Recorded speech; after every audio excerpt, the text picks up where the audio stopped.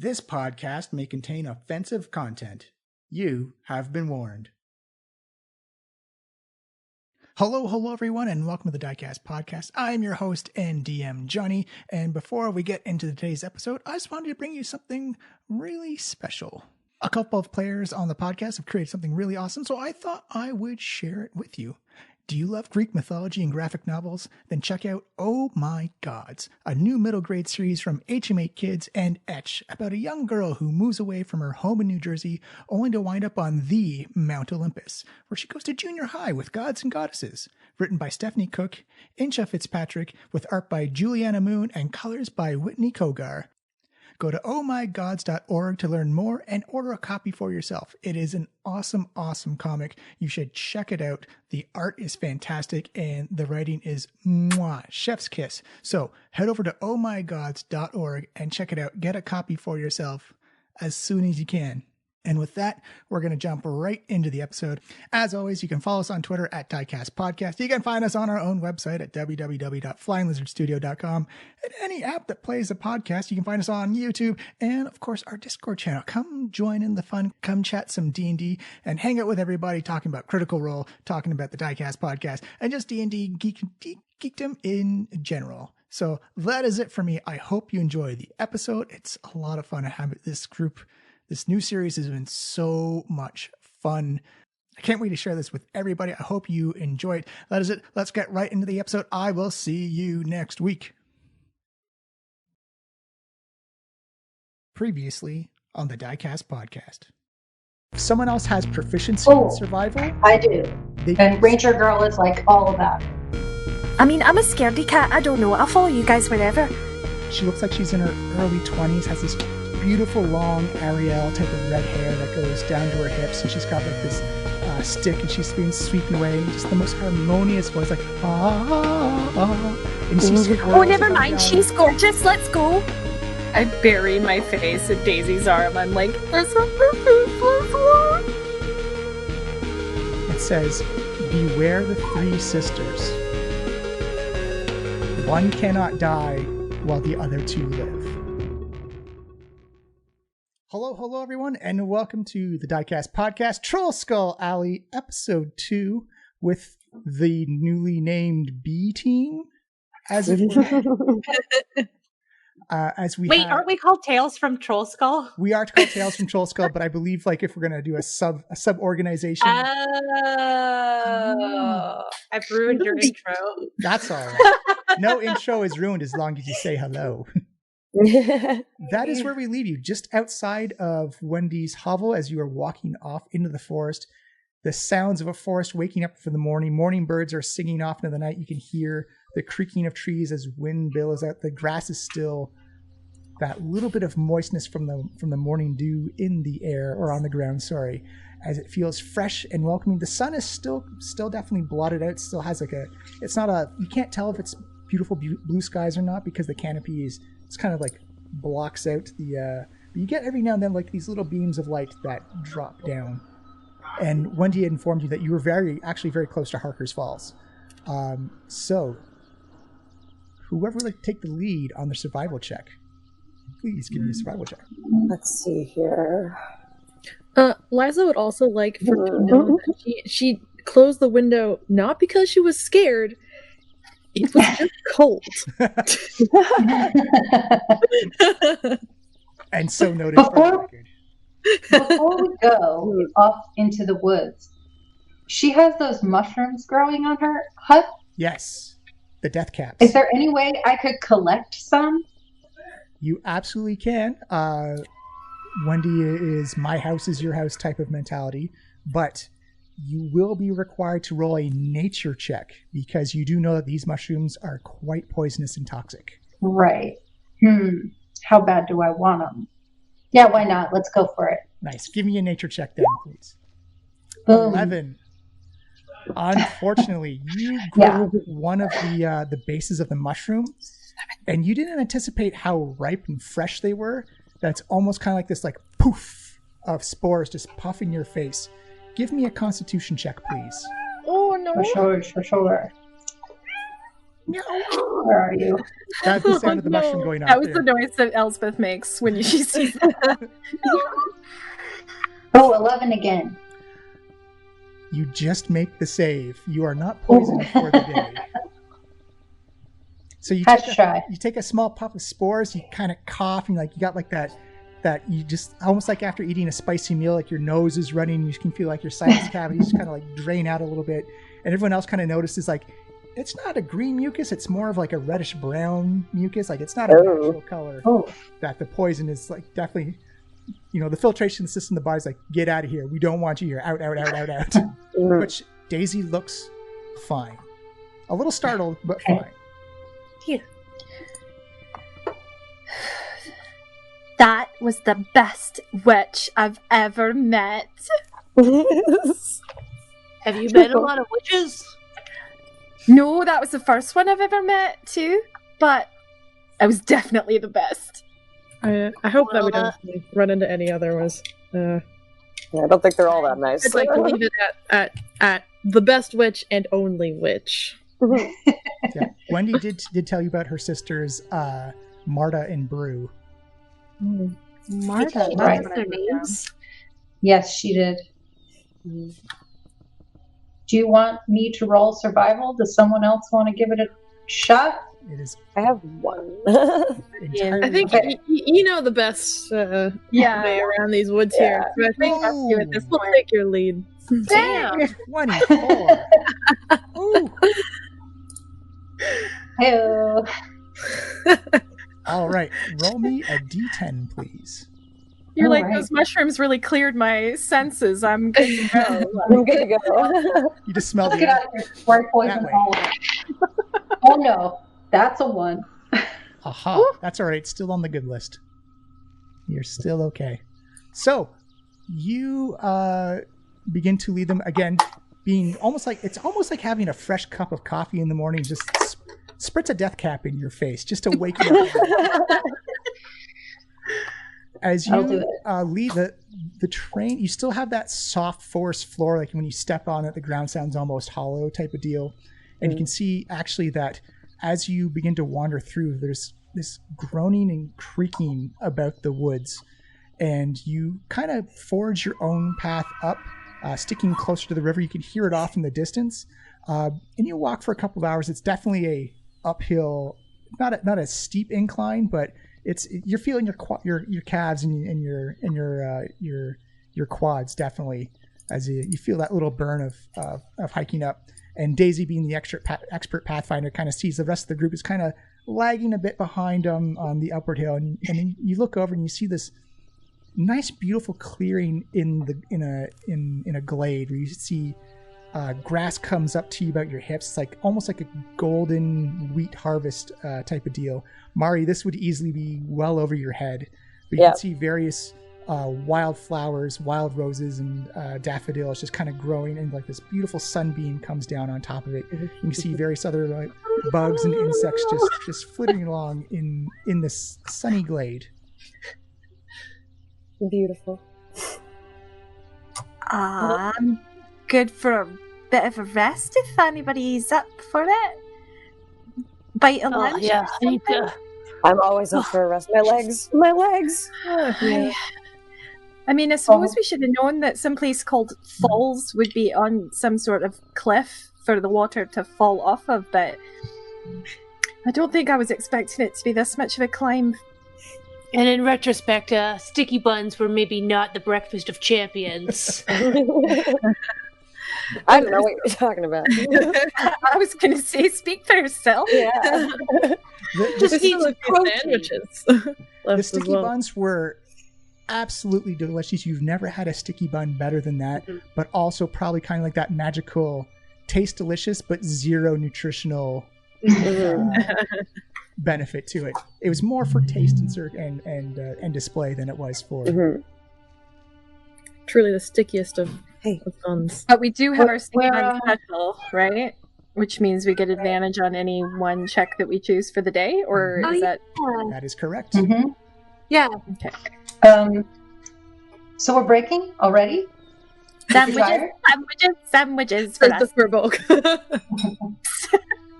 Is your call. All You right, can all right. investigate the glade. You can walk right on by it if you want. It is up to you to do. Yeah, whatever let's you want. check this out. We should probably check this out. Flower. Yeah. It is the first bit of sunlight you've seen consistently since you've been in here, though. Okay, question. Tuck your pants into your socks. Yeah.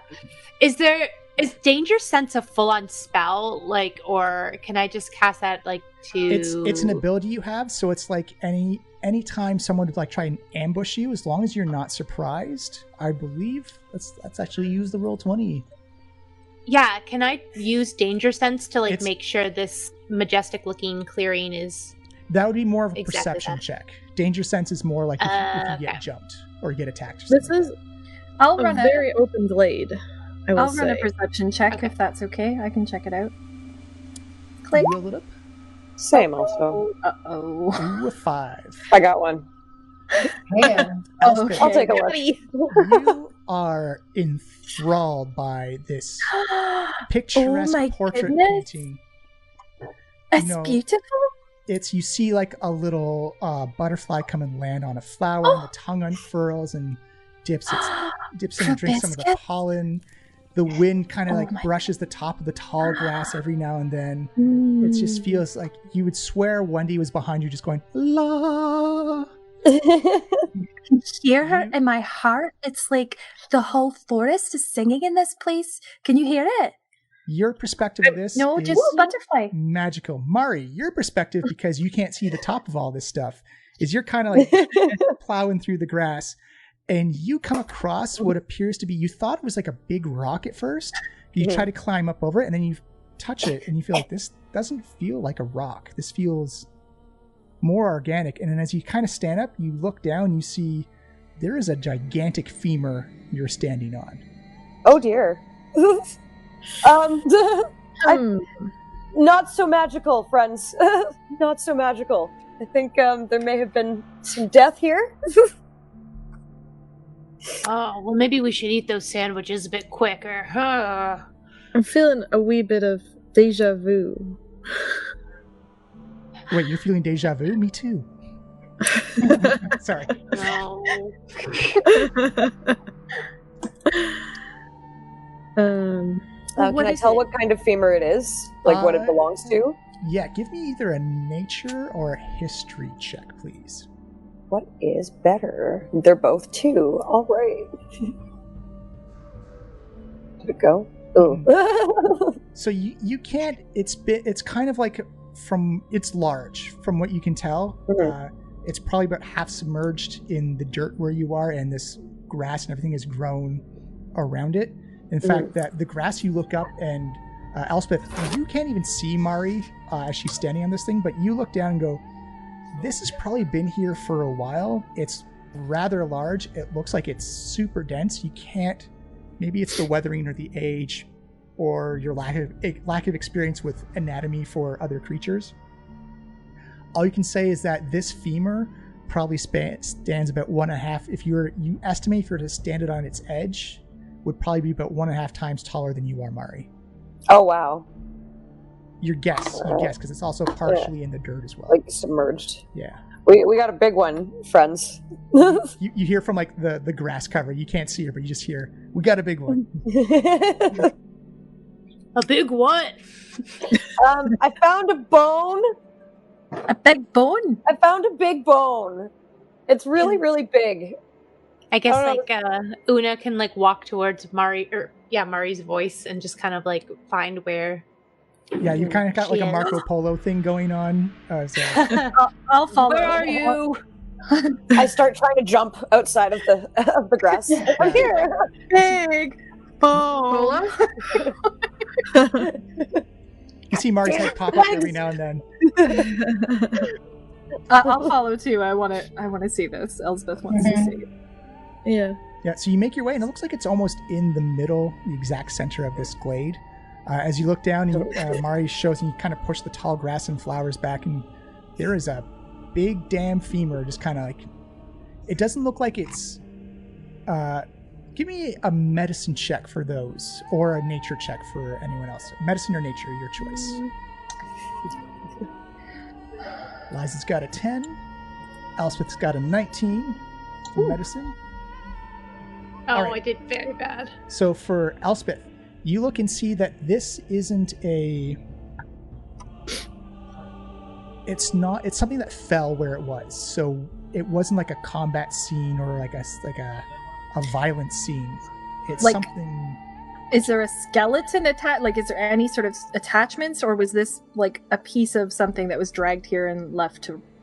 You can't tell. dropped. You can't tell off just based on what you can see right now, because this is the only one protruding thing. But you can tell it wasn't. There wasn't like a sign of like it's not. The bone isn't chipped or gnarled or anything like that. It's whatever was here. It kind of just. This is where it fell, and it didn't move after this point. Like it wasn't like So- a. The only other thing that we've seen that is this big, or not even seen, but the footprints that walked by us last night must have had legs that were pretty big attached to them. Oh, what if It sheds legs. that was not what I was thinking. We'll keep that in the back burner, but what if it was like, what if the Faceless One was like, there were two of them at one point and they loved each other so much, but then one of them died and then the Faceless One just became like a lost soul without its mate, like the greatest love story of the forest or something? Well, that's So you very see- romantic.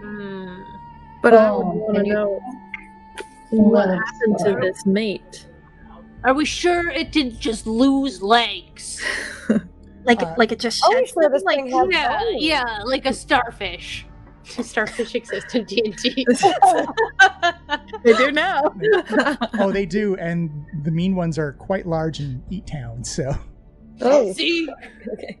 For Daisy, your nature check.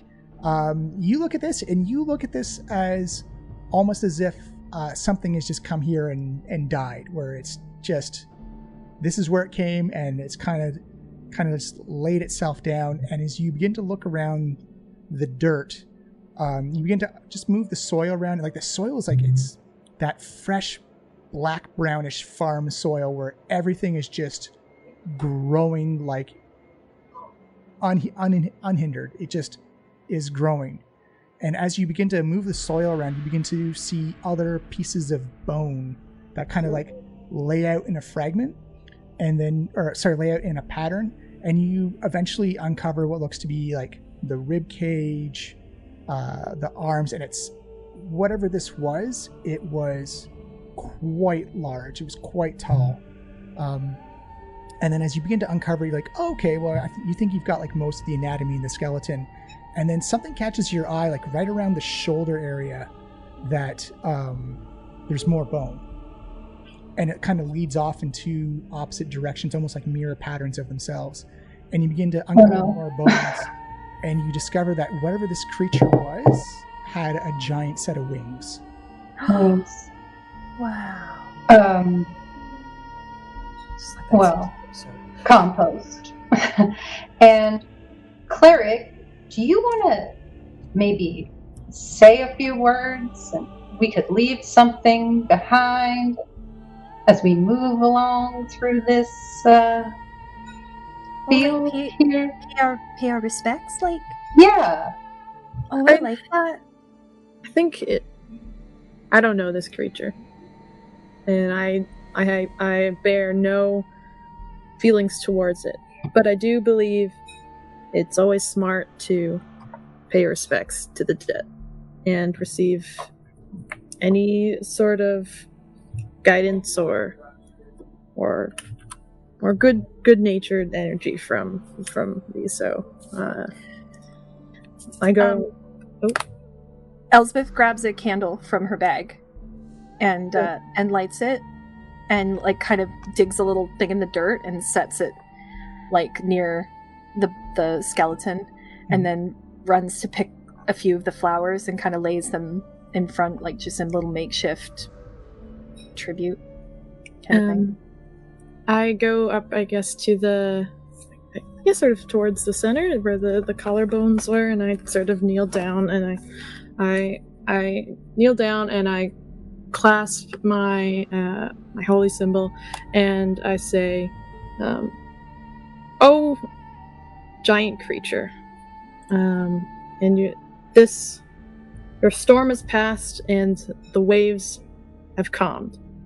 I hope that you may sail and find the shores that you seek. As soon as you say those final words, you hear like a little bit of a rumbling, and then it's almost as if like this light sun shower just opens up and this light drizzle of rain comes down right on top of the glade of where you are. And I will give inspiration to Liza and Elspeth for their ceremony for. So for those that don't know, inspiration is at any time you can give advantage to yourself or somebody else for a roll. Literally, you can give it to someone else. You can use it for yourself, but anything involving a D20, boom, you can give yourself advantage for that. I really thought like that was beautiful, but I thought for sure that was going to start up with "What up, God?" That's what I need. When I need that good fighting inspiration. Yo, what up, God? No bones about it. This is weird, God. All right. So another survival check to make it to the last little bit of Harker's Falls. Who wishes to take the lead? Oh, I did. Oh, Sorry. Natural 20. I was going to give you inspiration, but you don't need it. Doesn't even need it. You know what? Amazing. Daisy, you take I'll the need wheel. it for all my bad charisma checks. What? You take the wheel, Daisy. On a natural 20 on survival, describe the last leg of the journey going through this enchanted forest of getting to Harker's Falls. So just let me know. Let me know when you want me to take over, but take the narration wheel. Go for it. Oh, good. I imagine that this is kind of like Daisy's bag, more so than anything that they were doing in the city before this. Like, this is what she was sort of waiting for. I think that she's probably moving way too fast for the people in the group. And I mean, which is probably a benefit because she gets to scout ahead a bit and see what's coming up. But I think she finds herself double backing a lot to make sure everybody's keeping up with her. She may even put Mari on her shoulders at one point because she is impatient. Mari would appreciate it, yes. You go ahead, John. Sorry. Yeah, so it's a lot of, you are all amazed at with the speed and grace and agility that this furball just melts into the forest and then comes back. She'll disappear, go running off without making any sounds or leaving any trails. And then we're like, yeah. So we're just taking a left up here and then going over these rocks over there. And then this series of repetitions as you start to hear this gigantic roar off in the distance, and not a threatening one. It's clearly a large waterfall that you can hear. As Daisy takes you for a couple more hours through the forest, as you notice that the density of the trees and the size of the trees begins to whittle down quite a significant bit. And then you come up to this giant, there's a definite tree line, and it's almost circular. As you can see this fantastic cliff. It's maybe about 100 feet tall. And you can see this giant rushing torrent of water. But you also see this huge water wheel that is just very slowly turning with the flow of the waterfall. And you see this giant individual logs chopped into palisades almost, as it makes this town that's on two levels of an upper town and a lower town. And you can see this giant, where the waterfall is, this kind of water gate that you can see actually water. There's kind of like these gates and the water flows through it. And you get the idea that this is possibly a mode of transportation for trees that come out of the town. You can also see the gates are open, and it's not so much a defense of trying to defend against like a military and army, but more is keep the big creatures out that wander around at the night type of thing. It looks, you can see most buildings are about 2 to 3 stories. They're all wood. They're all intricately carved as you make your way across the field. And the field kind of has that knobby, not even terrain, as it's the remnants of a lot of tree stumps and a lot of places where trees used to be, as kind of awkward as you're going over these paths. There is a dirt path, but you also notice that there's very deep grooves, that this is heavily trafficked, and whatever wagons come through here are under a tremendous amount of weight. Actually, let me move you to the Harker's Fall page. Players go here.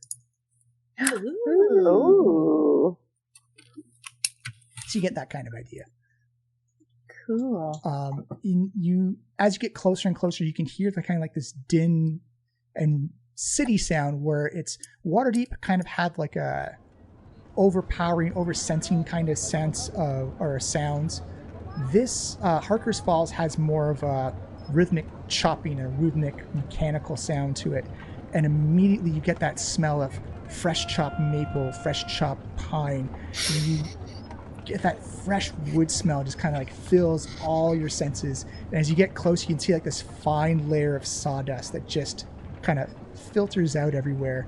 As you see, it's almost like there was a smog to the air, but as you get closer and closer, you realize it's just particles of wood dust that just kind of hang in the air. It's so thick as you walk in. In fact, as you walk, it's almost like those misters at carnival amusement parks, but it's just sawdust as you walk right into it.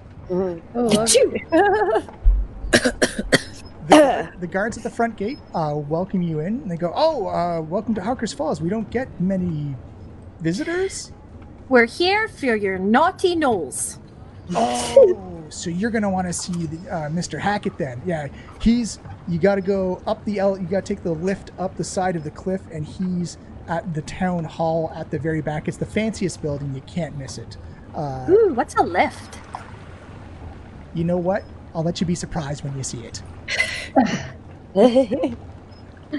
As you make your way in, you can see that these logs that make up the palisade are easily like 15 to 20 feet thick. They are just big defensive trees. And it's kind of got like that Princess Mononoke Coal Town type of feel, as it looks like they're buildings that didn't start off permanent, but they've become more developed and built up over time. You see a lot of people take notice of the strangers. There's a lot of open concept buildings as well, where like there's blacksmithy shops, there's a lot of saw blade maintenance, axe maintenance, a lot of people just carving and chopping up wood. And then you hear like this tremendous crash as you look up and you see this water wheel stops for a little bit, and you see another channel of water kind of open at the side, and like these logs go pouring over the side, and it's almost like a terrible thunderstorm as these logs come cascading down the side of the cliff, and you can feel the ground kind of tremble and shake. And you look around, everyone's completely normal, but like this is like an everyday type of occurrence. And then that's when you hear like the immediate sound of like a buzzsaw cutting, like as you see a giant plume of wood dust go shooting, skyrocketing into the air. As you make your way, the roads aren't paved; they're tightly, tackly, dense dirt or mud, and that you imagine any type of rainfall would probably muddy this place up pretty well. But as you get closer and closer to the waterfall and the giant wheel, where you just kind of hear like this creaking, this moaning of wood as it slowly just gets pushed by the force of this waterfall, you can see that there's this platform next to the wheel where it has mighty black chains that go up the side of it, and you can see on the other side of the wheel they've kind of got like a counterbalance system that one lift is going up to the top of the cliff and another one's coming back down again. So it looks like it's kind of easy transportation for people going up and down the side of the cliff. Oh, we have those in the mines. We just call them elevators. It's like, oh, elevators. That's a bit complicated. They just lift things, don't they? Well, I suppose you're right. Anyways, you want to ride up? The next one's coming down any minute now. Yes, please. From your mining experience, the mine elevators felt a lot more stable than this one does. As you step on, there's no regulations on side rails. It's a completely open platform. Oh no, this won't do. Yeah, as you go lifting up, as you feel like the big heavy chains go ka-chunk, ka-chunk, ka-chunk, ka-chunk over its sprockets on the cogs and wheels that turn up, you actually get lifted up. And actually, if it wasn't for the constant shaking of the lift below you, You'd actually be enjoying the nice views. You get elevated up and you get to look down. Like, it's almost a perfect circle of symmetrical type of built to Harker's Falls. As you get up, and the roar of the waterfalls gets louder and louder and louder, and you feel like that Niagara Falls mist also pour on top of you as well on this beautiful sunny day. And you notice as you get to the top, the buildings up here are a lot nicer built than the ones down below. There's a lot more ornaments and effort put into the wood carvings. There's statues and effigies of different like bears and moose and ettins and various other things. It's more of a market up here. And the residential areas have probably 2 to 3 stories on top of them, and there's actually like glass in some of the windows. There's actually property that's been sectioned off, so like people have like their own little like fences and estate areas. And as you come up to at the far back of the town is this giant 3-story tall, kind of like large manor-esque type of with this big bowing entrance to the front of it is. People have directed you. That's City Hall. Like that's where all the stuff happens, and that's where Josh Hackett is. And as you like wake, literally the upper class. Oh, quite literally. And the other thing you do know. Actually, I'll say it's like Hamilton. Mari and who else is a city person? I think just Mari. Give me either an insight or a perception check. Insight or perception? My perception's better. I hope. Not today. I'm wet. I'm soaked. I can't see anything. You take a look around and you notice that there's something about this town you can't put your foot on. It's definitely not Waterdeep. It's definitely not a big city. You can't quite figure it out, but something's just sticking in the back of your skull. The guards, quote-unquote guards, as you come up to the city hall entrance, already know that you're in town. Like, oh yeah, Mr. Hackett's is in this way. Please, we'll escort you. And he's been waiting for. We've been informed help was coming from Waterdeep to deal with our gnoll problem. And they lead you into this big open area with a big round table where it's kind of like this meeting, city hall, council type of stuff happens. And you see this man, he's human, about maybe in his like mid-50s. He's got a Santa Claus beard and that big bushy white mane of hair. And he's got the build of someone who, in their younger life, all the muscle and density was up in their shoulders and chest. And now it's kind of just gravity. It's like, it's just kind of like put it around his tummy and his stomach. Whereas still got big beefy arms, but like most of his density is in the beer gut. And you see he's going over some papers and signing some things. And next to him is this woman who stands about 7.5 feet tall. She has got arms and legs the size of tree trunks. And this is someone who does physical labor 24/7. She's got this auburn brown hair, kind of like in this faux hawk, like the side shave that comes down like this long braid that goes all the way down to the small of her back. And you do notice that her right arm is actually a prosthetic. It's actually like kind of like this silver gray metal that looks like it was ribbons of metal that were spun together to create kind of like the arm. And she's got like these very long hands with like not fashionable fingernails, but more like to claw or grip at a tree. And if a limb could have like a serif or a font, she's kind of got like this flare at the elbow that just kind of sticks off a little bit. And that's not the thing that gainers the most attention, is that she's got this giant great axe on her back where the handle of the axe looks worn down. It is chipped. It is scratched. It is marked up. It's got leather handles on it for the bindings where she grips it. And it looks like this thing has seen a ton of work, but like the single bladed axe head at the top is this, it's probably about the size of your head, Mari, where it is almost shiny and chrome, beautiful metal. And this thing looks heavy and dense. It doesn't have exactly like a sharp edge. It's got more of a dividing edge. It's more of like to go through and break apart part of a tree as opposed to like fine cutting and precision to it. as she has her arms crossed and is kind of looking down at the notes that Josh Hackett is looking at. As he looks up and says, "Oh, hello. I was informed you just hit town a couple minutes ago. Please, welcome to Harker's Falls. I'm Josh Hackett, the unofficial head of city council here. And please introduce yourselves. I'd be wonderful to meet all of you." Oh, well, I'm Una. That's all I've got. I'm Una. What about you guys? Who are you guys?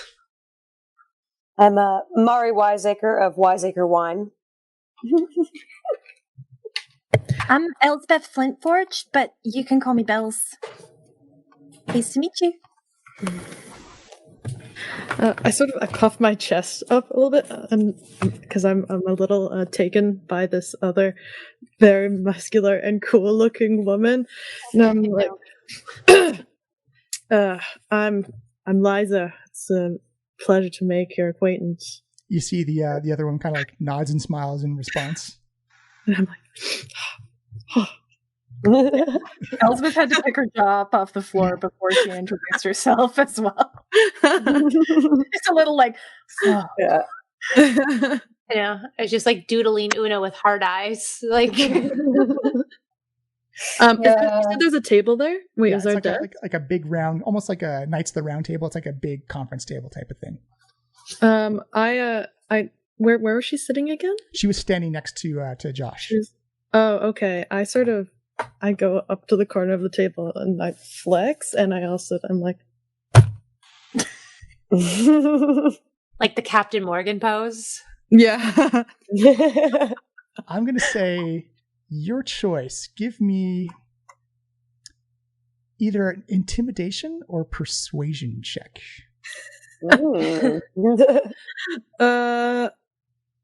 Okay.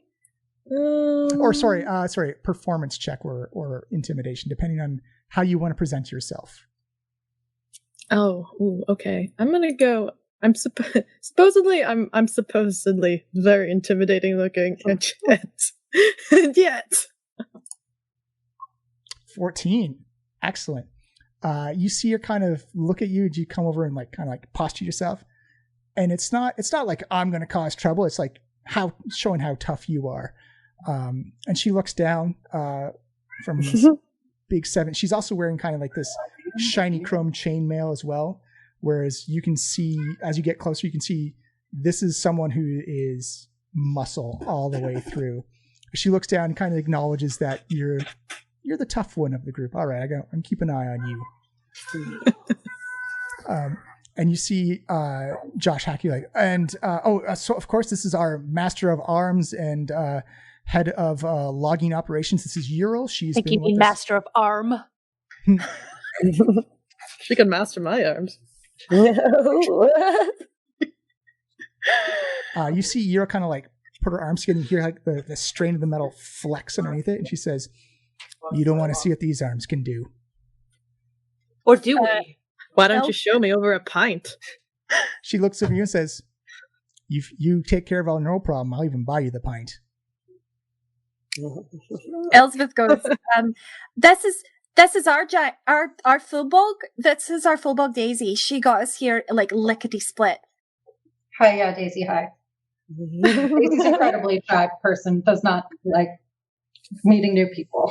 Elizabeth noticed and like introduced you. You see she's very soft.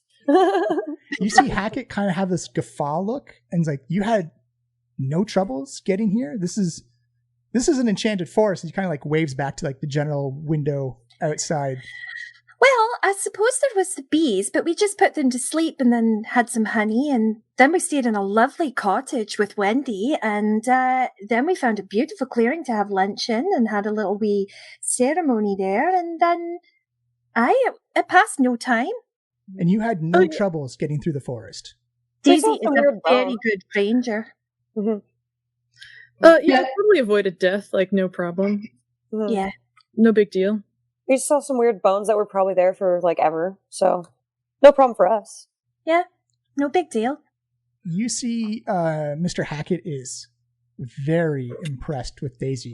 that it's like what you went through the Enchanted Forest and had no troubles at all. Like, Daisy turns pink. She hides. it's like She kind of just like pulls her braid in front of her face, and she's like, says, remind me to offer you a job when this is all done, because we have trouble getting people to and from this. It is a security force when we have to ship out cargo and product from Harker's Falls. So Sure. color me impressed. That is an amazing task, an amazing feat to do that unhindered. Elspeth like Elwoods it. She's like, what? Like it's hard? I give a good firm like back pat. I pat her on the shoulder, but it's also an excuse to pet her. Okay. It says, well, you've probably heard about our problem here, our gnoll infestation. It's not so much that we have trouble dealing with gnolls, and you see Ural in like almost like a lightning flash comes out and just like drops the axe into the table. You hear like a resounding thunk, and kind of the papers furl up, and pencils and charcoal writing materials kind of like fly away. Everyone give me That's not mahogany. everyone give me a perception check real quick. Or an insight check, your choice. Oh. Ooh, there's a 17. 15. Yep. Ooh, 15. Everybody sees this, that she hit. There was already like a resounding kind of divot in the table, and you get the feeling that she's probably hit this spot on the table 100 times before. That this isn't like a surprise thing. This is probably part of her act. There's a bam, drop the axe, just kind of let you know, and it had some heft and some weight to it. And you see Euro say, the gnolls aren't the problem where we work. It's we don't have the time or the resources to go and ferret them out of the burrows. And you see Mr. Hackett say, yes, it's obviously when they attack our lumber camps out in the field, they're not the problem. It's just that they're always there, and we need to get rid of them, as they do slow down production of lumber and wood in the orders that we have. I'm not going to lie about it. It is an enchanted forest, and we do our best to make we take what we need. We don't take more than that. We have our team of druids out communicating with the forest to make sure that we are keeping things balanced and proper. But Enchanted Wood sells for a lot. Waterdeep is a big customer of ours. We have many clients who like to furnish their houses, festivals, religious centers with these giant trees that are in a constant state of growth. I don't know if you've heard it when you walk through the forest, but there's always kind of like constant creaking. Those trees are in constant growth. They grow at an accelerated rate. It is how we are able to keep producing, and the forest is still here. We can't explain it, but we are, like I said, we have our druid teams out there in the fields. They've arranged with some of the spirits of the land to keep the land clear, just so we can see people and threats coming into the town. But everything else grows. Everything else is growing at an expedited rate. So we like to keep business going. We like to keep this town surviving, because this is our only source of income. And the gnolls, unfortunately, are proven to be a problem, are proven to be an incident. And I think and Ural just kind of interrupts, and they worship demons. They are demon worshipping gnolls. We cannot have that taint go running through our forest. I wouldn't want any taint running through my forest, but I get it. No problem. Gnolls are no big deal for us. What kind of scratch are we looking at here if we're protecting this enchanted wood? Well, we're going to cover your room and board while you're here, your food and drink as well. Supplies are on your own, but you're looking at about 100 gold pieces each as payment. Okay. I forget, didn't Trollskull offer something on the return too? Or did we just get the Coupons? No, they'd just been paid already. Yeah. Like they were that's paid right. to recruit us, and then we keep everything we right negotiated. They got their contractor's fee kind of thing. Yeah. So they are. So we've already technically been paid. No, you haven't been paid. Trollskull's been paid. They've been paid. Yeah. Our liaison has been paid. I see. I've actually got a wee query, and that's how much this magical wood. You've said that it's quite valuable, and I am looking to commission a ship for myself, and I'm a little curious. This magic wood has piqued my curiosity and the quality of this wood. What are the chances that I might be able to strike a deal, perhaps, on some of this wood? You see Mr. Hackett kind of like scope you up and down. He says, "Are you a tide sage, like an ocean cleric, or a tempest?" Actually, tempest. Right. Well, you wouldn't be the first tempest to come in asking about. We do orders for ships. We do ship out to dry docks and boat construction. It is quite expensive, though, because the magical benefits of constructing a large boat made out of enchanted timbers from something that is not close to a coastline. It's doable, but it is literally in the hundreds of thousands of gold to ship this lumber out. It's always in the shipping they get you. Mm-hmm. Always in the shipping. Yeah, don't I know it? Getting it somewhere in one piece. What if I was to take some of that wood here? Expedite some of that shipping a bit. Oh, you can, but to make the beams needed to make a large ship, you would need a caravan at least 5 or 6 wagons long just for one beam. And then you got to negotiate that through the Enchanted Forest to whichever coastline or dry dock that you're going to. We can help you out. I'm not saying you can't do it. I'm just saying it's very expensive, especially for boats. I figured that much. Yeah. But if you're willing to do it, you got the money. I don't have it yet, but I'm working my way up there. So tell you what, we'll start an account with you. I'll open one of those. Excellent. We'll get the paperwork done tonight. For the time being, take some time, enjoy the town, enjoy our inns and pubs. Whichever one you want to stay in for the night, we will arrange it so you have the company, the city account that you can stay there. And then I'll give you some information about where we think the gnolls are off to. So where do you recommend we stay? Which one has the finest grog? Well, I mean, there's the finest grog, and then there's the best grog. Are you going for atmosphere or flavor? I think the atmosphere heightens the flavor. Oh, then you want to go to the Dull Axe Head then. Okay, sorry. Let me rephrase this. Where does your friend over here? And she gestures to... To Ural? Yeah, Ural. It's like, where would she go? You see her kind of cross her arms and puff out her chest a little bit and says, for drinking times, the Wooden Dragon. For fighty times, the Dull Axe Head. Oh. Would that... I do like me a good fight. I just want to see you arm wrestle. I'm going to be dead honest. I'm sorry. So you want natural or magic? She holds up both of her arms. Oh, both. I said both. So, all right, I'll see you at the Dull Axe Head later tonight then. I'm only going if one of you arm wrestles me, though. Well, not I. I'm out. I'm out. We all turn and look at Una and... Oh, Liza's already got her arm up. Yeah, Liza, volunteered. I mean, I'll do it, but clearly Liza, called dibs. All right, so you see kind of Mr. Hackey okay, glad you're making friends already, Euro. Don't wear them out before they have to work.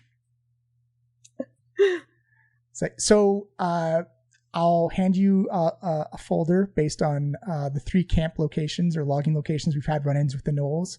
We don't know where they're burrowed up, but if you can find, essentially you want to find it and clear them out. Get rid of them. If you see any signs of demon worship, burn it to the ground. We don't want that interfering with our work inside the forest. Mm-hmm. Do you know if there's several sites? What's the scale of sort of this gnoll problem? It's more hit and run attacks. It's more raidy type of attacks. They know they can't take us in a one-on-one fight, so it's unconventional what they do. They look for weak spots. They look for when people are at the end of a shift. Ambushes. It is. It's actually quite clever. I'm quite surprised this is coming from gnolls. So, like I said, we can fight them off, no problem. But it's that they interfere with business. We need the root of the weed to be removed, essentially, because we can kill them left, right, and center, but they just keep coming back, and we don't have the resources to divert away from work to ferret them out. How many would you estimate that we'd be dealing with and back at the burrow? You see how he has this exasperated look come over his head or his face. He's like, "It's so many. We couldn't give you an accurate number. We've maybe got the scalps and remains of maybe 50, and they keep coming." Okay. That's all very good to know. 90 naughty gnolls. Honestly, if the number was 90, if 90 was the number, I would be really satisfied with that. But I think it's bigger than that. I think it's this may actually be too big a job for you, but you're what we got. And how long ago did they show up again? You see him kind of check his number, and Euro kind of whispers in his ear a little bit. He's like, Euro thinks about maybe a year and a half, maybe a little less than that. It's fairly new.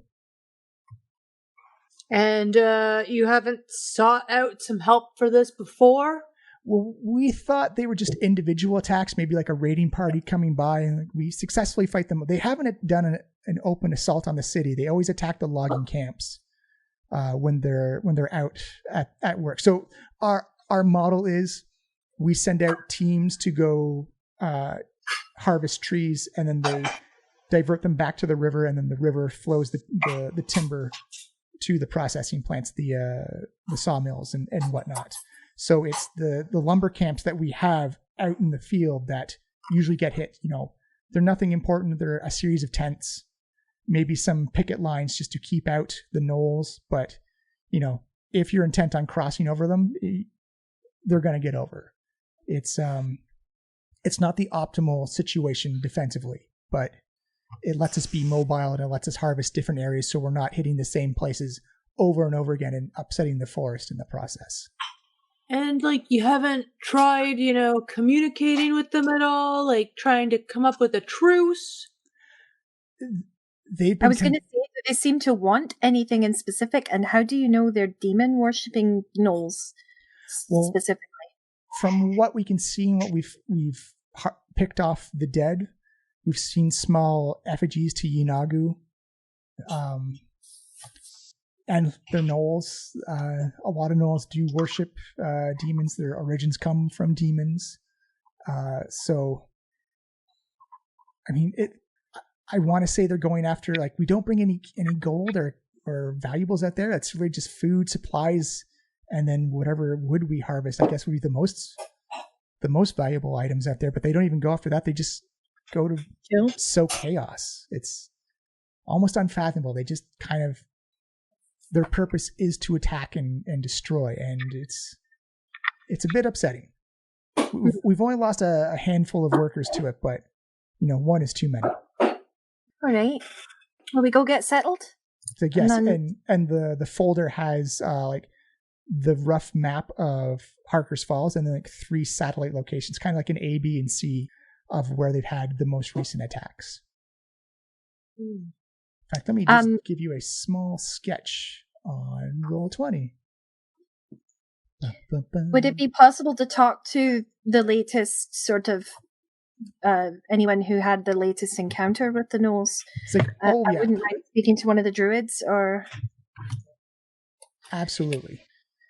The druids aren't in town right now. They're outside scouting another location. Terrible waterfall, and there's the cliffside. It's a really good pasta maker. It's a beautiful string cheese. And that circle is the town. Okay. And then we'll say A, B, and C. Drawing letters with the mouse is hard. Put a circle around that. So the town encircles the bottom of the waterfall and the top of the waterfall, right? Correct. It's like half and half kind of thing. Okay. Yeah. And there's probably about 25 kilometers between each of these from the campsites to the town about. So they're a bit out there. And the town is gated, as in it's enclosed in like there's like log fencing all around it, kind of thing. It's almost like a castle wall, but it's made out of logs instead of stone. Mm-hmm. Like essentially someone took the time to take individual logs and plant them in the ground in just a giant circle. Okay. Right? It's like, so the wooden dragon or the dull axe head, I guess, are your two locations tonight. Personally, I would stay at the wooden dragon. The dull axe head gets very rowdy when the loggers come back from a shift and they've got some steam to burn off. I can leave a note with the druids, or possibly send a message out to them somehow so that you wish to talk to them. But once they're out in the forest, they can be out there for a bit, and they scout out the next locations of the camps that we go to.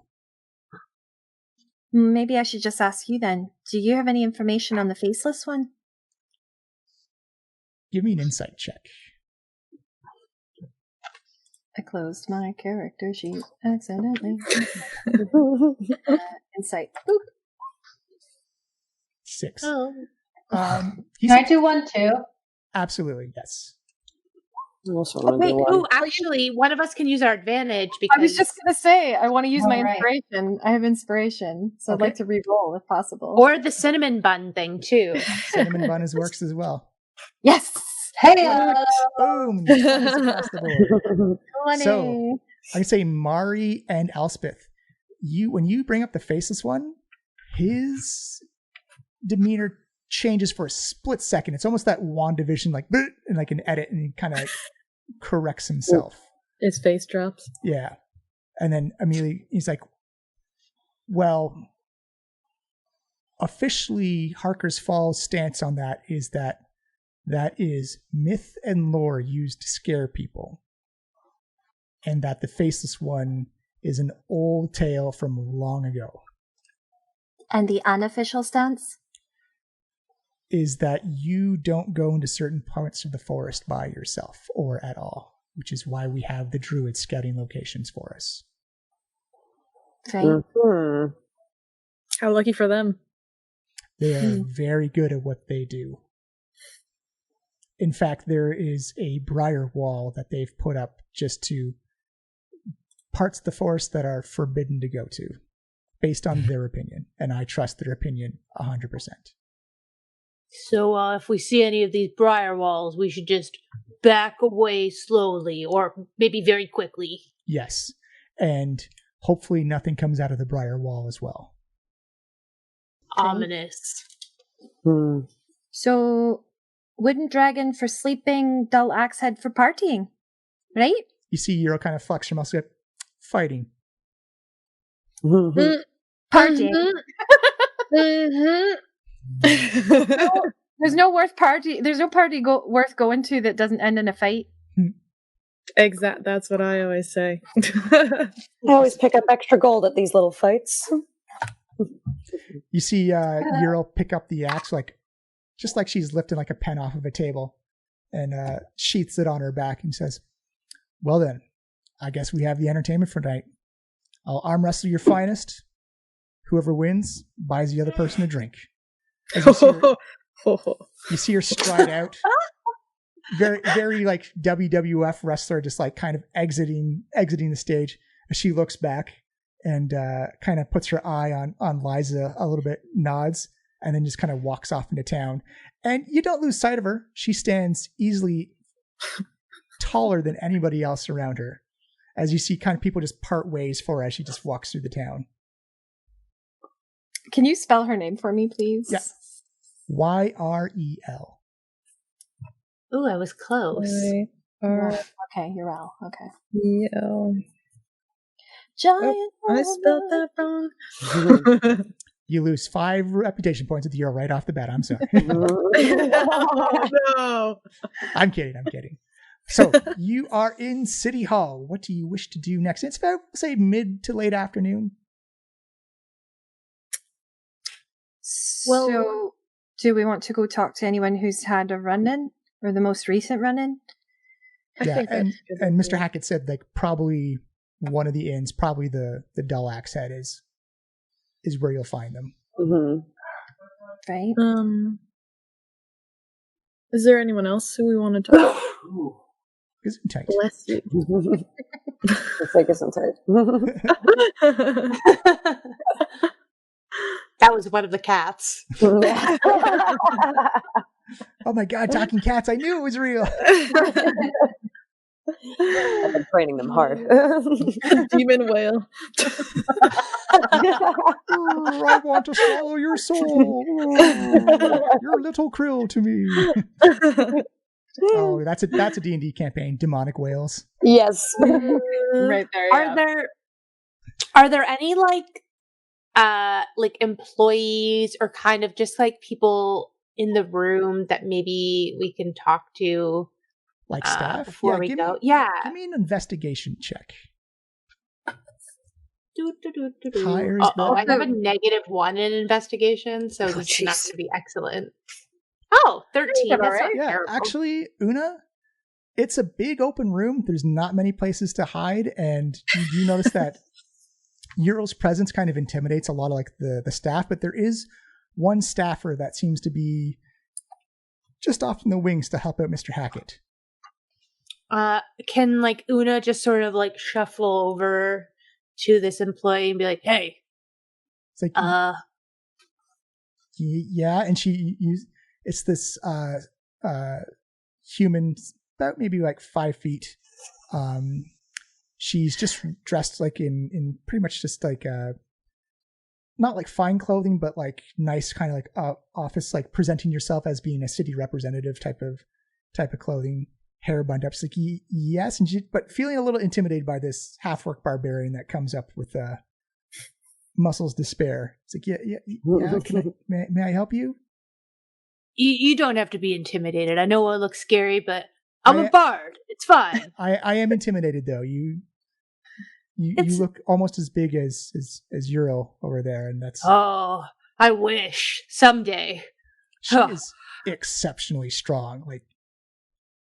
Like she lifts logs by herself.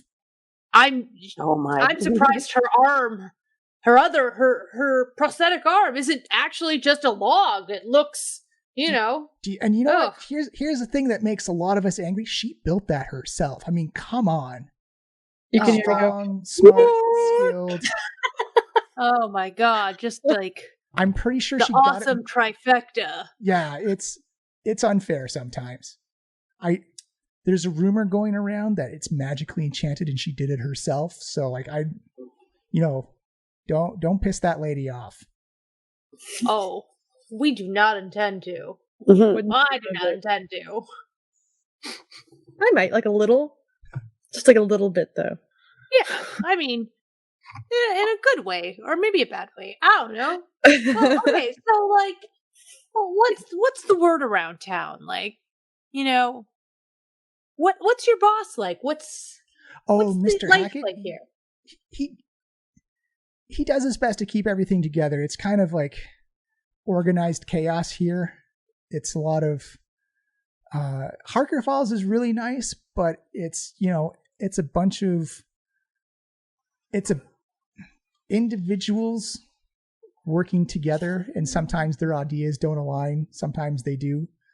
And he's doing his best to keep it all together. Like, as much as it looks like this place is tranquil and nice, that Enchanted Forest is really dangerous. Like, it is a risk to go out there and harvest the trees.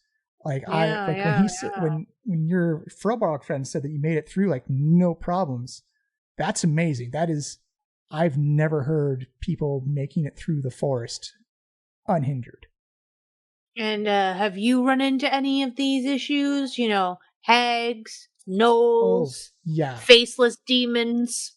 we don't talk about the Faceless One. Alright. But I've run into the Slime Witch once. Slime witch? Jinxies. All of us. We'll all say that at the same time. Luna was standing and we all just peeked out from behind her like, Slime Witch. That is one sandwich I do not want a bite of. No. Okay, I do not want her sticky buns. They're actually slimy buns. Yeah, What's the other hag? If that one's a slime witch, what's the other one? There's another one? I only know of the Slime Witch.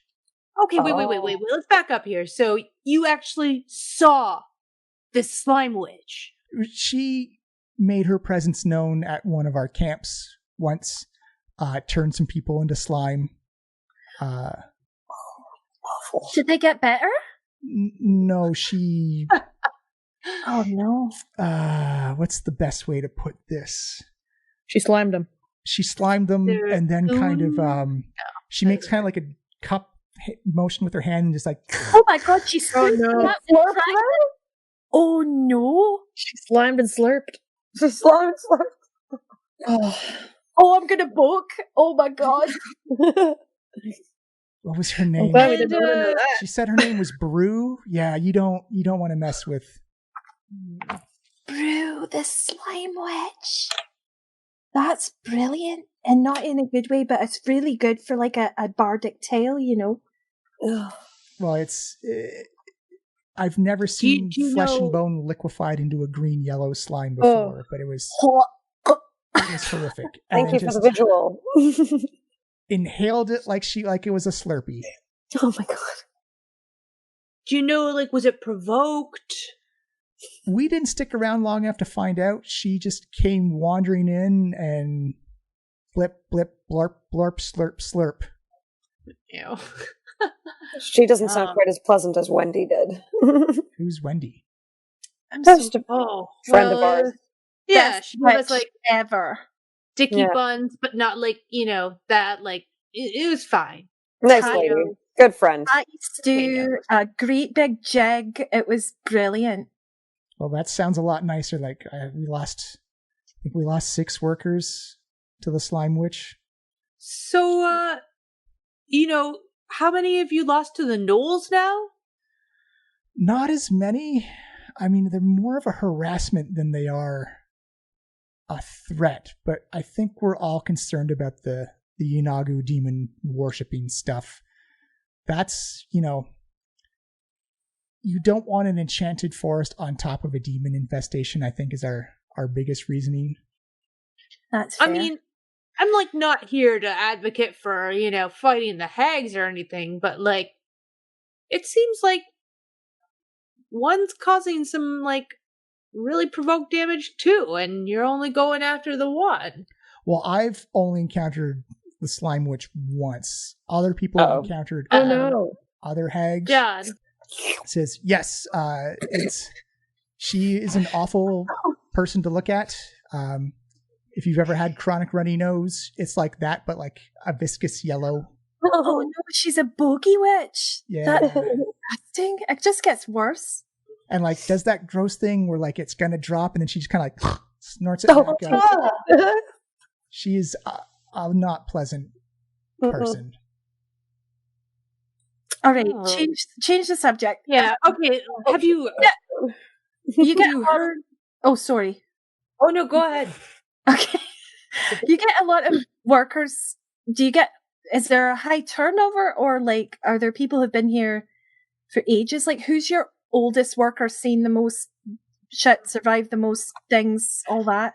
Oh, well, no, it's not a high, like everyone's pretty dedicated to being here. It's actually a weird thing to get any new workers in. Okay. There's a lot of lineage and a lot of families where it's like, oh, my father was a lumberjack and my daughter is a lumberjack and my aunt's a lumberjack, so I'm a lumberjack, and it's okay. And yes. Hear that voice? But it's odd to get someone not from the town to show up and be a lumberjack. We're kind of our own sustained little family here. So, and like the big deaths, like the gnolls get somebody every now and then, and it's sad, but it's not. It's more they're interfering with business. It's the witches, or the slime witch is probably taken more, but we've maybe seen her 5 times over the past 10 years. Right. But it's brutal when she does show up. And I know that other people have had encounters with other hags in the forest. Do we know anything about the other hags? I don't personally. You'd have to ask. The most experienced lumberjack out there, aside from Euro, is probably Calico. Calico. Yeah, he's been doing. He's probably in his early 70s now, and he's. Please be a tabaxi. I think he's just too tough to die. I hear that.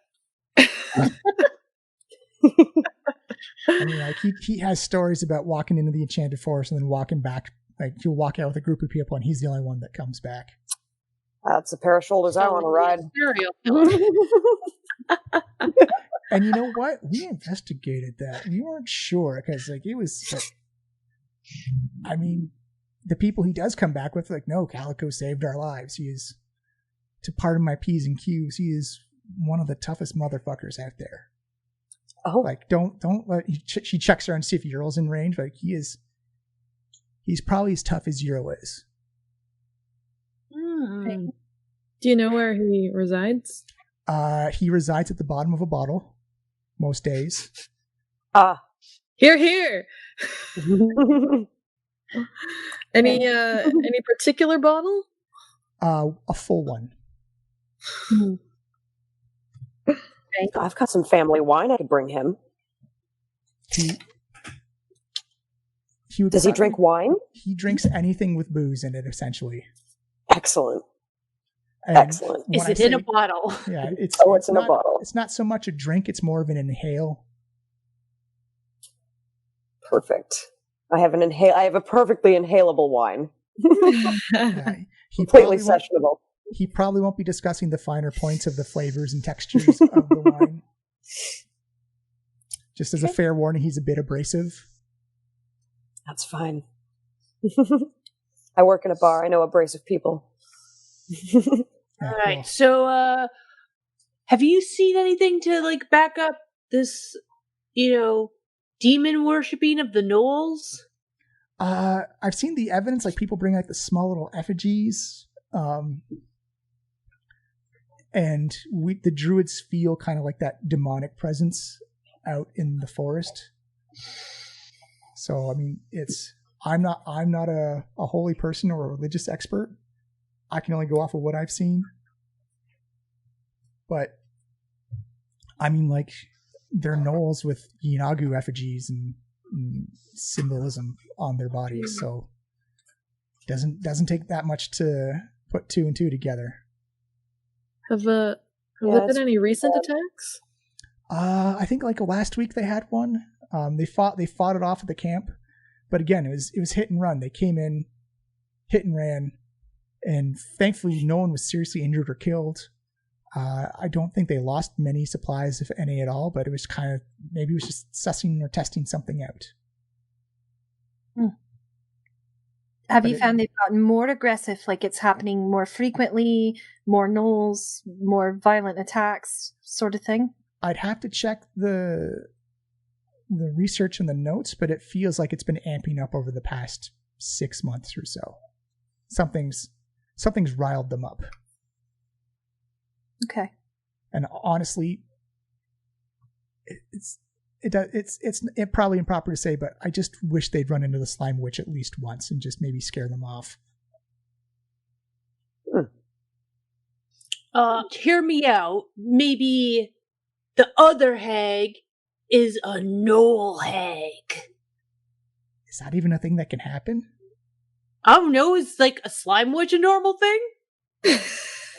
You know what? Fair point.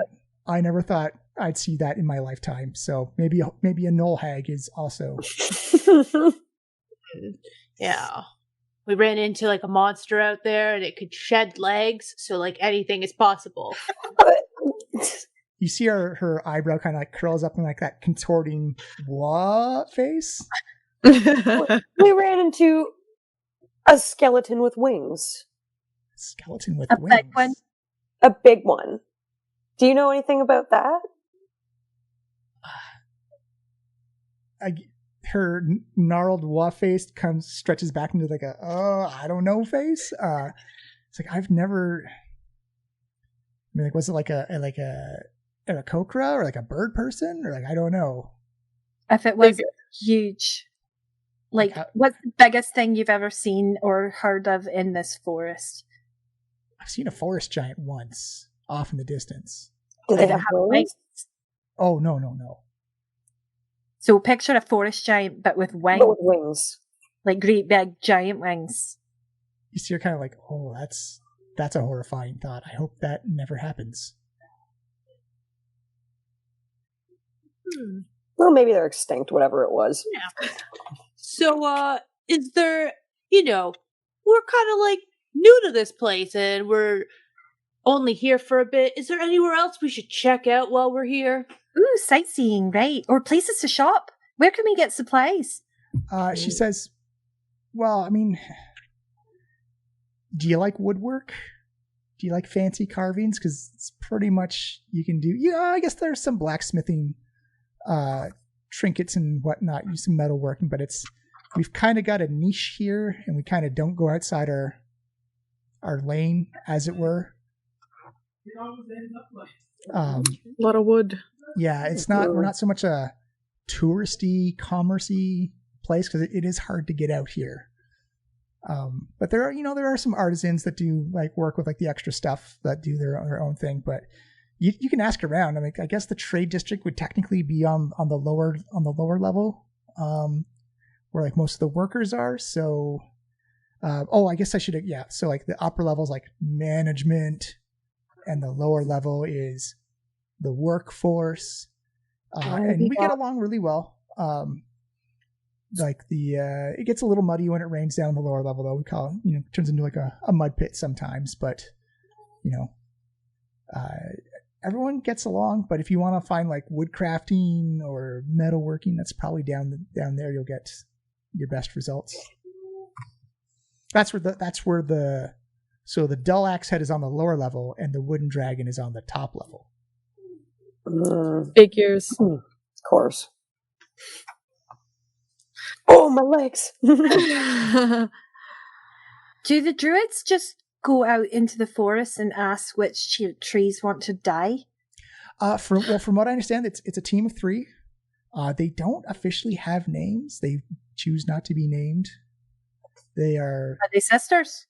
No, I don't. I think they're just part of the same, I guess, faction or group, but they kind of they were here apparently when the town first was created, and they've been guiding us ever since.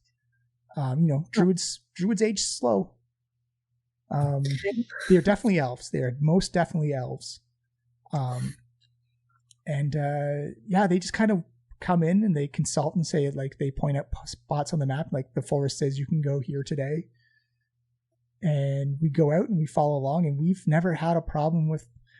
Funny enough, when we go out, send harvest teams out into the forest, we don't have problems getting with like the trees or the forest or the natural spirits that protect it. So the druids are doing their job, and like I guess they appreciate there has to be balance. Like we stay, like you said, we stay within our lane, we stay within our confines.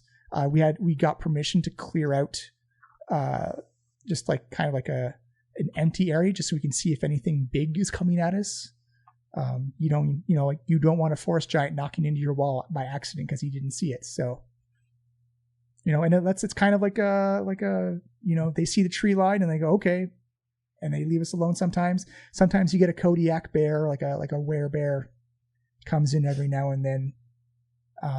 But the wall is strong enough to keep those things out. Right. All right, well, what do you say that we start to make our way into town then? Yeah. Yeah. All right. Drop off our stuff. Prepare for fighting! I will say you'll have to choose which inn you wish to stay at. I want to stay at the wooden dragon and then go party at the Dull Axe Head. Yeah, I'm into that. agreed. I mean, if our inn is comped, I want to stay at the finest one. Indeed. That is fair.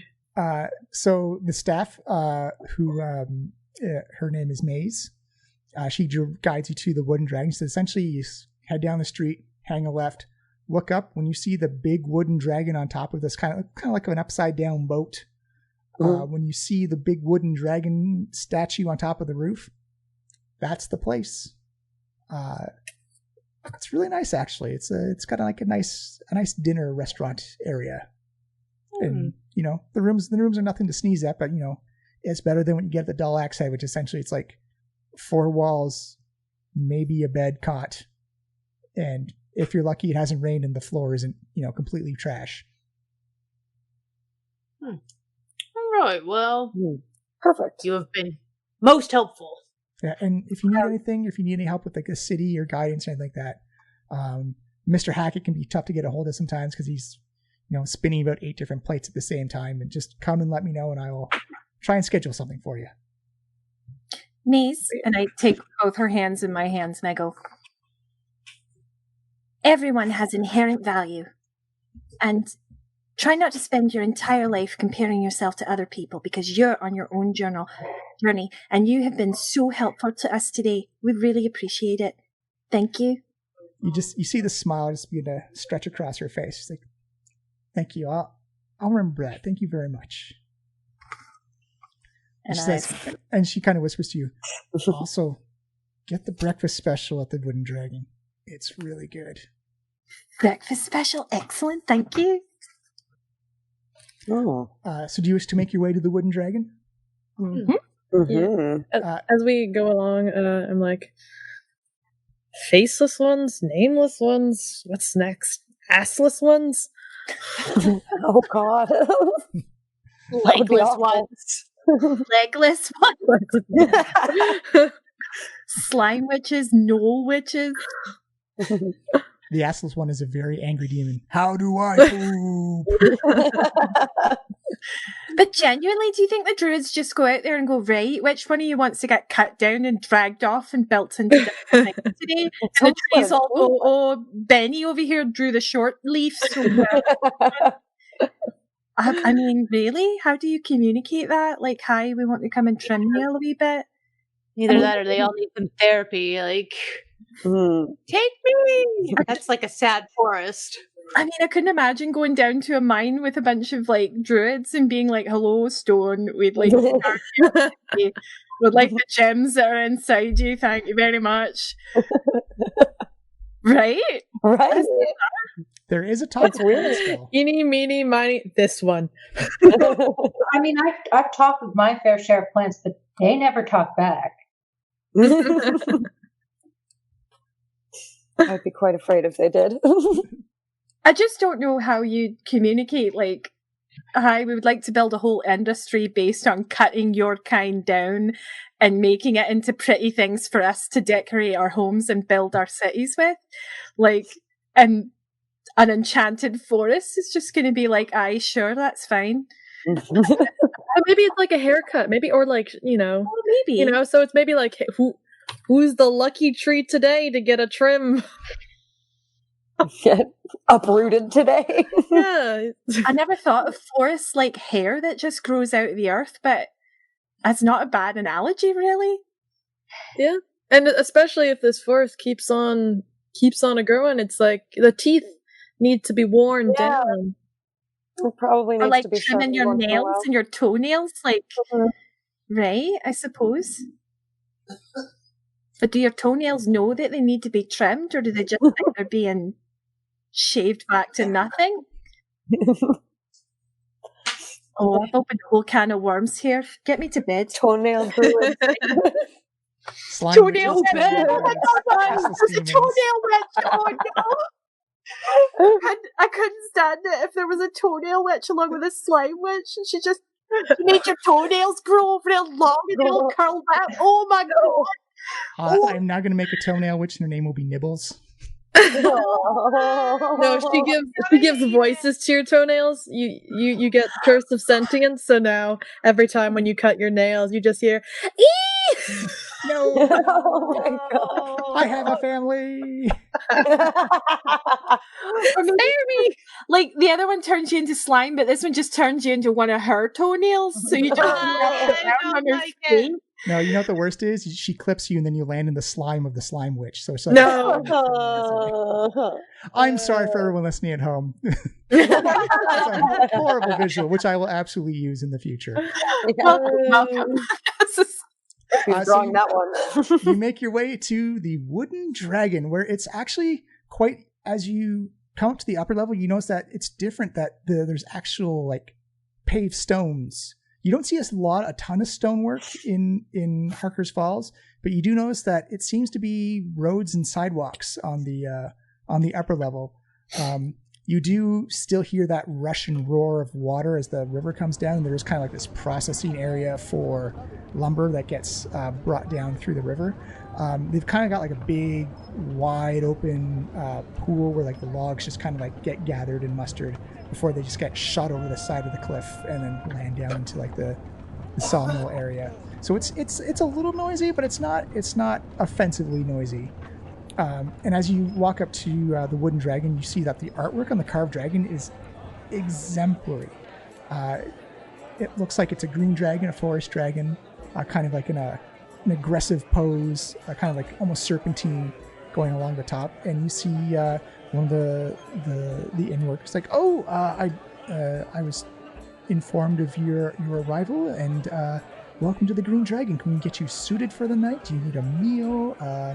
Yes. Some preserves, anything. Our inn is your inn, right? All of the above. It's like excellent. 5 rooms, 4 rooms, 3 rooms, whichever you need. Double up, bunk up. I mean, I don't know. Do we each get a room? If you want, you can have it. Each? I mean, if you're paying for And it, if it's why paid not? for, sure. But what if the slime witch comes and turns the whole place to slime? Well, and is it be on my own?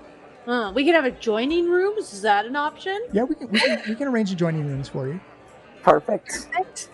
You see her run over and put a couple marks on the wall, like which rooms are occupied. It's like, please follow me. And they're essentially clone rooms of each other, but it's like this lovely wood carved hallway with kind of like nice trim. It's nothing's painted. Everything is just like natural wood color and scent. So there's this very deep sense of cherry, red, and like mahogany, and some oak.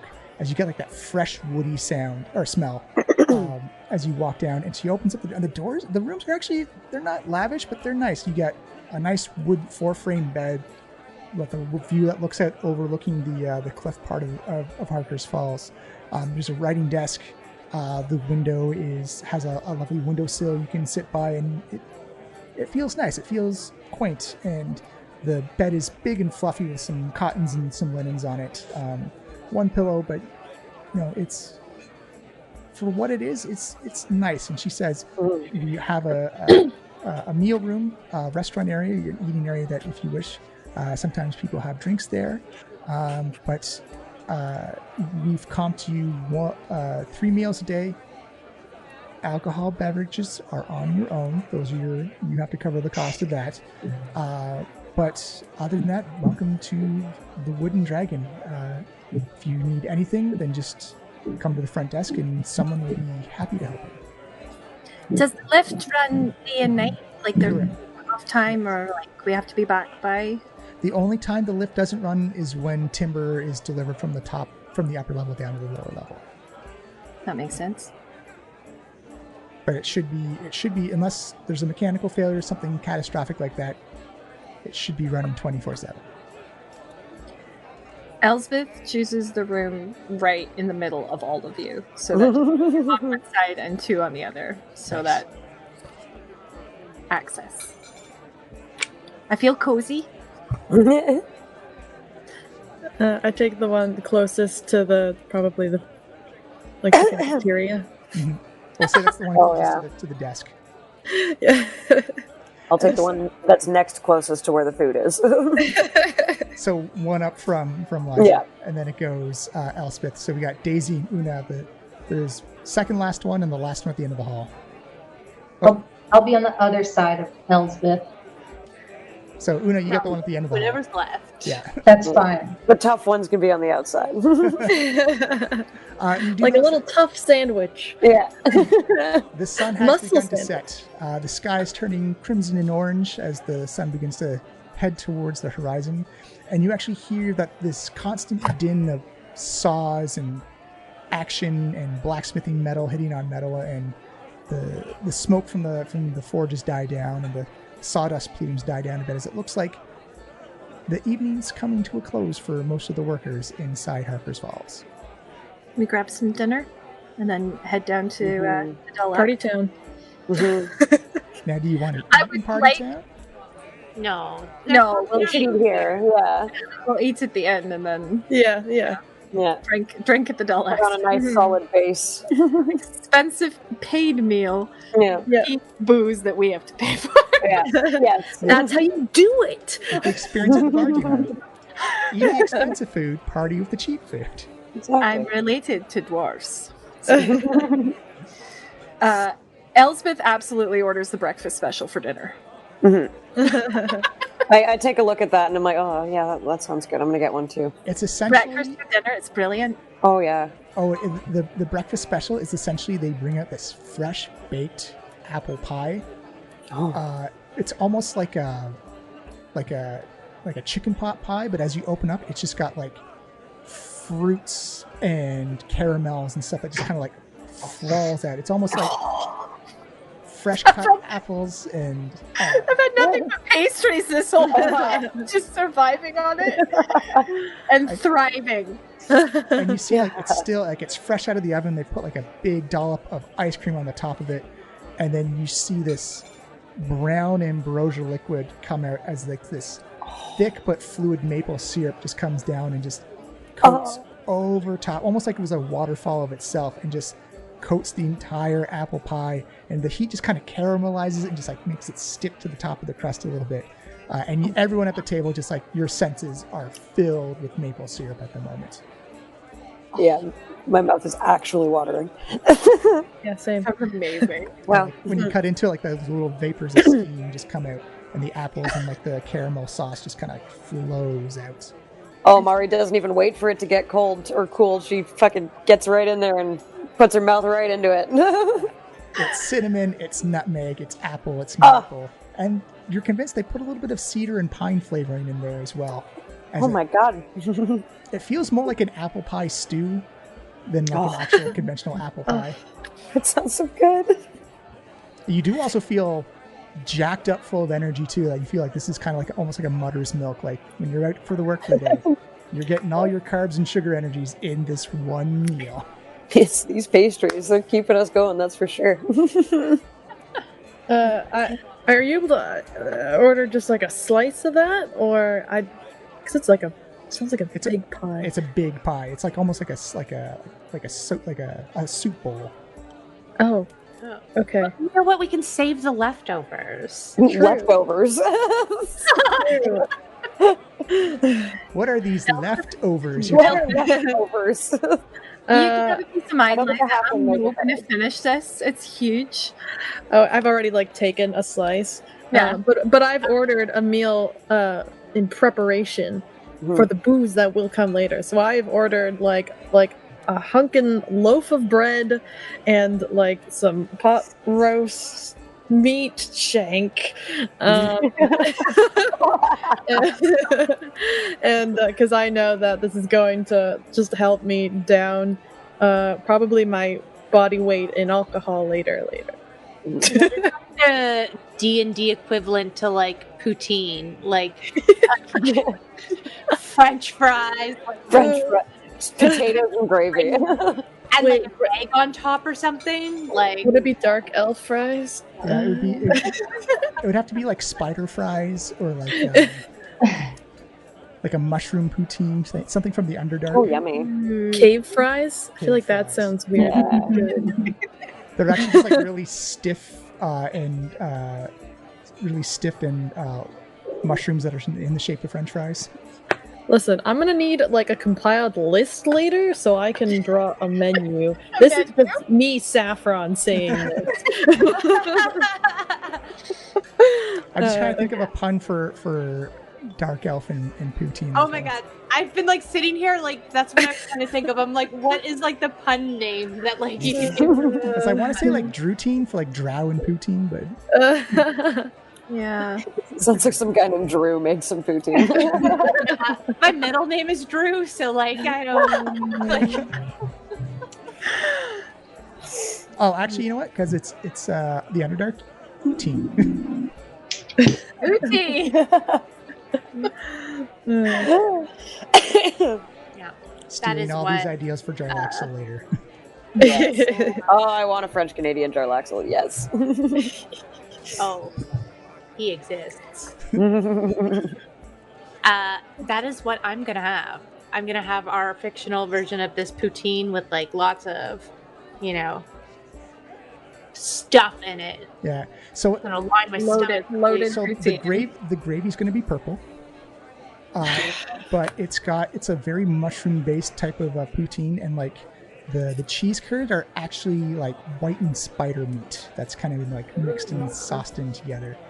So it's like mushroom fries, spider meat, and a purple gravy that you kind of don't know where it comes from. But it's gonna be delicious and fine. It tastes savory. Like Yeah. that cut of meat looks like it came off the bones we found earlier today. It's huge. I'm gonna stick with my pie, and if you're not gonna finish your meat shank, I'll help you with that. You've actually Where put it? You've actually got conflicting smells at the table now. Where it's like fresh meat shank, fresh apple pie, almost like a deep dish pizza apple pie, and then this kind of poutine of like mushroom and mystery gravy, where it's like you think it smells like cheese, but it doesn't look exactly like cheese, and you're kind of questioning the origins of it. But Una, savory, it's delicious. It fills you up. Right. Sorry. As Una is like taking a bite, I'm like, the slime choice, eh?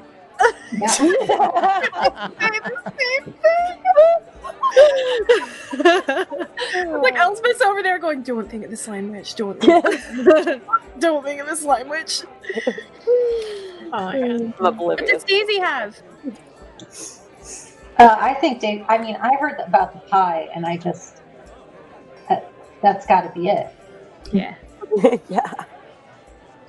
So it is a wonderful. Well, you come out of there, tummy slightly distended a little bit as you are full of wonderful food, free and comped, of course. As you look out over top of the, actually kind of a stunning view of the lower level of Harker's Falls, as you see the embers from all the forges kind of give like this, as the sky becomes more purple and black, that these nice little orange and yellow glows throughout the bottom of the city. And then that's when you hear kind of like this crash and a bang as you hear music light up, and you see like these lights just kind of light up as you see this big metal axe head grinding against a stone down at the bottom level. And you can see a whole bunch of people kind of gathering at this one building down at the lower level. Well, that looks like where the party is if I've ever seen it. Yeah. Do I recognize the axe? That looks like a lot of pockets. You don't recognize the axe, but you're guessing that the way it's being ground on the stone is probably going to dull it down pretty quick. The dull axe head.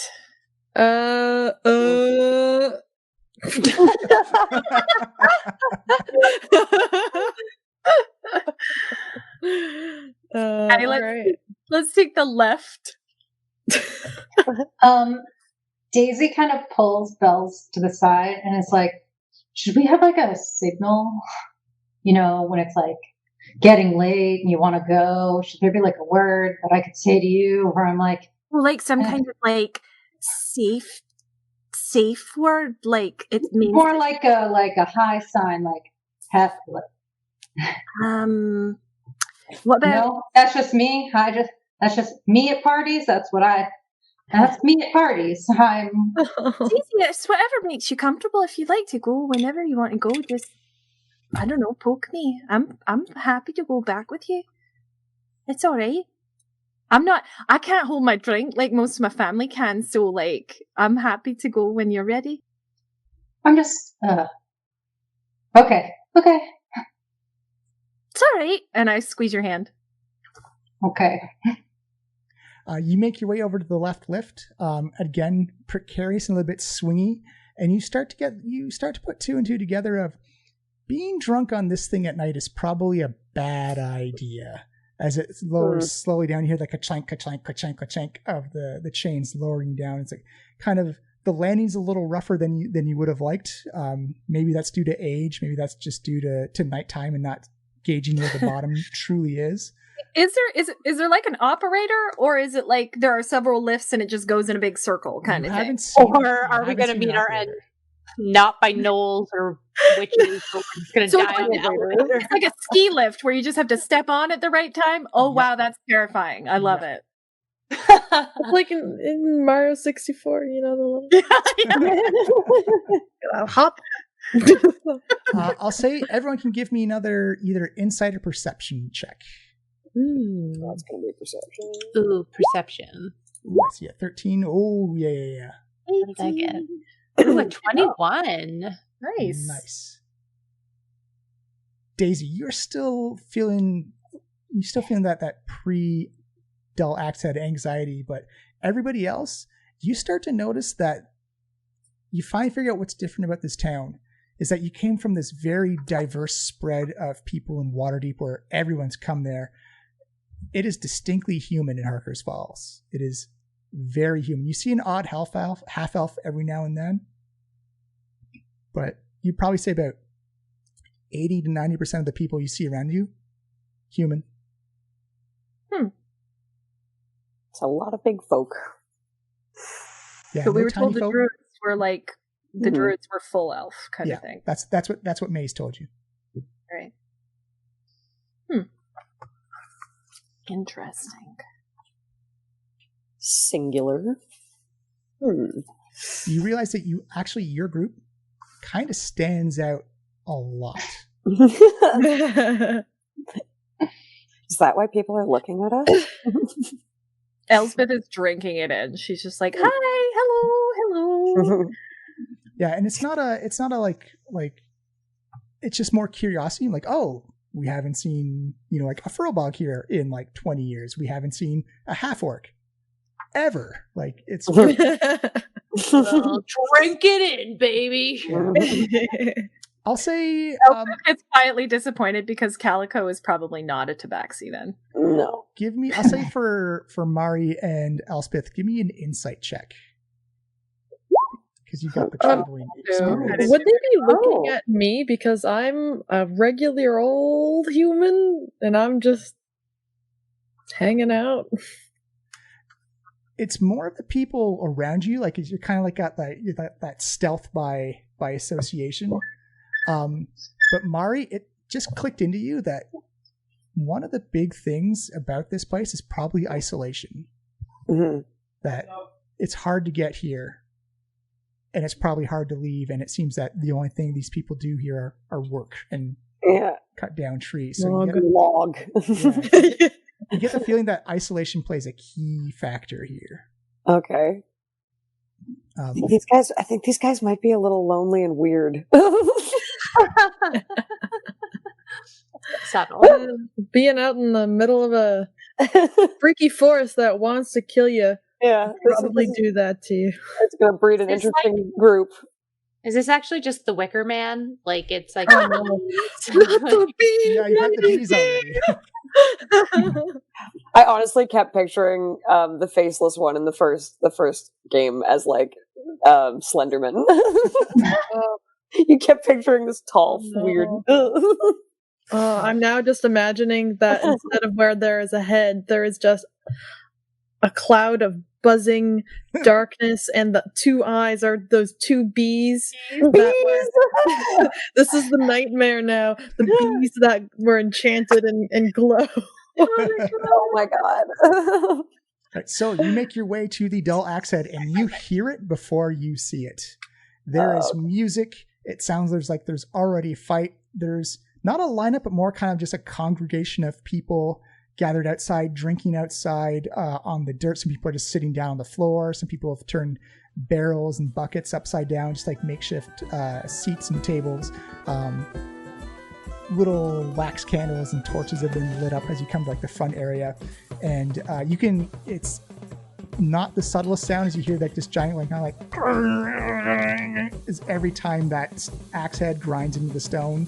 That it probably didn't make noise at one point, but just mismaintenance, age, time is taking its toll on this display. But you can barely hear it over the raucous roar of it. Sounds like there is a party going on the inside. And as you come in, you see think of kind of like the Globe Theatre in London, except that like the main bar is down at the bottom. Or the main bar is at the top, and there's kind of like this organized fighting pit down at the bottom, and there's various stages and floors to this thing, as it looks like this inn has been dug into the ground, and it is full of people, and it's a jovial atmosphere. There's fighting happening, but it's not angry, drunkenly fighting. It's organized. Hey, let's fight and see who wins, type of thing. More on team kind of fighting. Are we already in there? Yeah, we'll say you can walk in if you want. You can be outside still if you want as well. Oh, sorry. What did you say? Oh, I just said like blowing off steam kind of fighting. Yeah, exactly. Yeah. That's the vibe you exactly take from it. Mm-hmm. And you don't even need to roll a perception check. Right at the bottom of the pit, you can see she's got one guy under her arm like a toddler, and another guy by the back of the scruff of the neck, and just literally throws him across the room as he hits like the side of the wall and just falls down unconscious. Is Ural just like spinning around, and like you see people come up, hit her in the back of the chair shatters, and she turns around, just delivers an elbow and sends the guy flying back. It is literally everybody trying to wrestle with you. Wrestling! Oh, wait, is Ural literally just a giant human woman? Like she's not of any other race that we are aware of? Yeah, correct. Dang. I feel like we're all just like in the door, like with hard eyes, being like, oh my god. Like, who is this magnificent creature? She actually has Becky, look at her arm. She has like a guy by like the scruff of his neck and by his pants, and you hear kind of like that dream weaver as she pulls him on and he just lands on a table and it shatters and splinters. The one thing you do notice is that there's sawdust everywhere on the floor. So, at least they're consistent. Yeah. In their decor. Yeah. Oh, Mari and Liza, you know this is exactly to soak up, beer, blood. Mm-hmm. Beer with blood in it. Blood with beer. Mm-hmm. Yeah, don't get your face too close to the sawdust, guys. There's probably blood and beer and shit and piss and stuff in it. Delightful. I want to warm up a little bit before, I'm definitely going down there. Do I see like a little crowd of people, maybe in like a food area? Are there some tables? I go over there and I slam my fist down and I say, all right, which one of you bill-sucking landlubbers wants to challenge me for a drink around here? And you see like the four lumberjacks, so it's like 2 men and 2 women kind of look at each other and like, all right, but all the fighting happens down in the pit, newcomer. Them's the rules. As you see like a guy comes flying, I'm said I was sorry. Boom. He's like, well, it looks like a spot just opened up too. Can sign me up. It's really easy. You just go down to the pit and say you want to fight. Consensual fighting, and then you go until you stop, or you're not in the pit anymore. And the way Ural's going tonight, lots of people are not staying in that pit tonight. I'll pull Daisy over to maybe quieter, not quiet, but quieter corner, and find a couple of barrels to like perch ourselves on so that we can watch everything and just kind of. Yeah. Hey, back a little bit, but enjoy the show. You definitely have some like stadium seating type of. You flip some barrels over. You dust. You push some of the sawdust off. You know, as you push it off, you kind of like find a tooth in one of them. Because kind of like flick it off to the side. Ural again is like doing work as she like just grabs a guy by his ankles and starts swinging him around, and then just like launches him out of the bottom pit fighting area as well. His shoes come off as he comes up and he's like, "Yeah, way to go, Ural!" She throws it and like just a boot lands on his hand. And he looks like he has trouble getting his boot hand off. I turn to Mary and I point and I say, "Drinks?" Absolutely. And then I turn to Una and I say, "Drinks?" Yes. Okay, and then I put my hand over, I guess, and then I try to reach up. I put you on my bicep. I love when they do this. I love when the big folks do this. You walk over to the bar area. It's not a good selection, as opposed to like it's 3 taps coming out of a wall, and there's like this thick brown fluid that's coming into. All the mugs are wood, kind of like little mini barrels, kind of like bound together by metal binding. You don't know what it is, but it's coming out in great quantities, and everyone seems to be drinking it. Guess that's what we're having. I'll take 2. I passed Daisy my water skin. We're just gonna share. We're good. You see the bartender like, "Oh, we got new people here." Oh yeah, so it's 10 silver for 5 drinks. 20 drinks is 15 silver. Well, if you want to fight, it's downstairs. Just don't be 20 drinks. Don't be an asshole. I mean, everyone's here to blow off some steam, have a good time. Also, when Ural's down there, if you're not a fighty type of person, maybe don't go down there. She's very good. She's local chick. Perfect, I think you mean. Yeah, well, you don't have to clean up after the destruction she leaves, so, She's great. Yeah. The mess she leaves behind is, you break some bones, lose some teeth, break a nose or 2. Lose some change.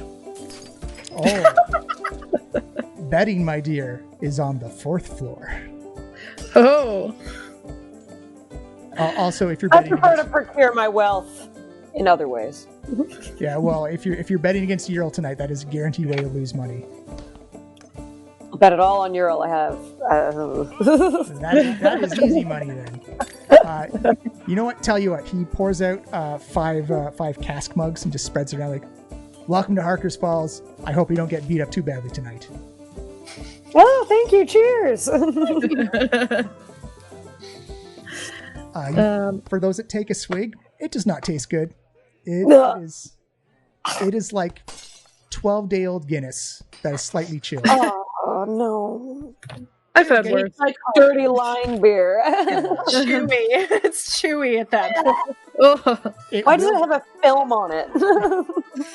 No head. It's just kind of like this brackish liquid. It will get you drunk if you choose to, but it is not like the fine wine you've had before, Mari. This has one function and one function only. Does anybody else want the rest of mine? I down mine, and then I've already taken the second one. It disappears from my hand as quickly as I put it up. Oh. Could I scout around and see, was Calico described to us at all? Could I, just see that if he was there's olds? A guy in his early 70s, essentially. Calico! You see someone from the 3rd floor. It's all kind of like this gray pepper, salt and pepper, it's kind of slim old man. Looks up, got like a brown complexion to his skin. Like, yeah. I found your kitty. Just wave up, I'll be right up. Yeah. Oh, sorry, you're on the top floor as you go down. We'll be right down. Yeah. I think she's been drinking already. She doesn't know up from down. We just waved at the axe. We're like, I'm a halfling. Everything's up to me. Fair point. When you get down to the third floor, he actually stands out that all the tables and sections are full of people, and it's a boisterous communal kind of celebration of burning off steam together. Calico seems to be sitting in the corner by himself on a barrel, one small little wax candle, kind of like the light just kind of dances across his face. I get that. Mm-hmm. A mood. A whole mood. He sits there. I'd say give me an insight check. And any of us? Anyone who wants to. Oof. Daisy, Very good Mari. at insight. Okay. But... Daisy and Una. sorry, I just like whoa. No, that's all right. So Una, Daisy, and Mari, you see he's got definitely interact with people facade, not to like bring down the mood, but he definitely, by choice visually, he looks like he's keeping to himself and he's there to drink, but not with anybody. All right. Shall we give him our welcome gift? I think I so. look at Mari. Yeah, I'll go. I got a nice bottle of wine. I'll bring this to him. I'll go up with her. It's like, newcomers to the city. So which brings you to Harker Falls? We're here to deal with your naughty gnoll problem. Yeah, the naughty gnolls. Yeah, that's the problem in Harker Falls, for sure. As you see, Are there other problems? doesn't even ask, takes the cork out of the wine and just starts chugging it back. Once again, disappears from my hand as fast as I've held it up. Like, oh. The reverse booze thief. I get. Yeah. Oh. We heard you might be the person to talk to with the most experience of going out in those woods and dealing with everything that's out there. You see him, that friendly facade drops, and he says, "It's not worth going out there.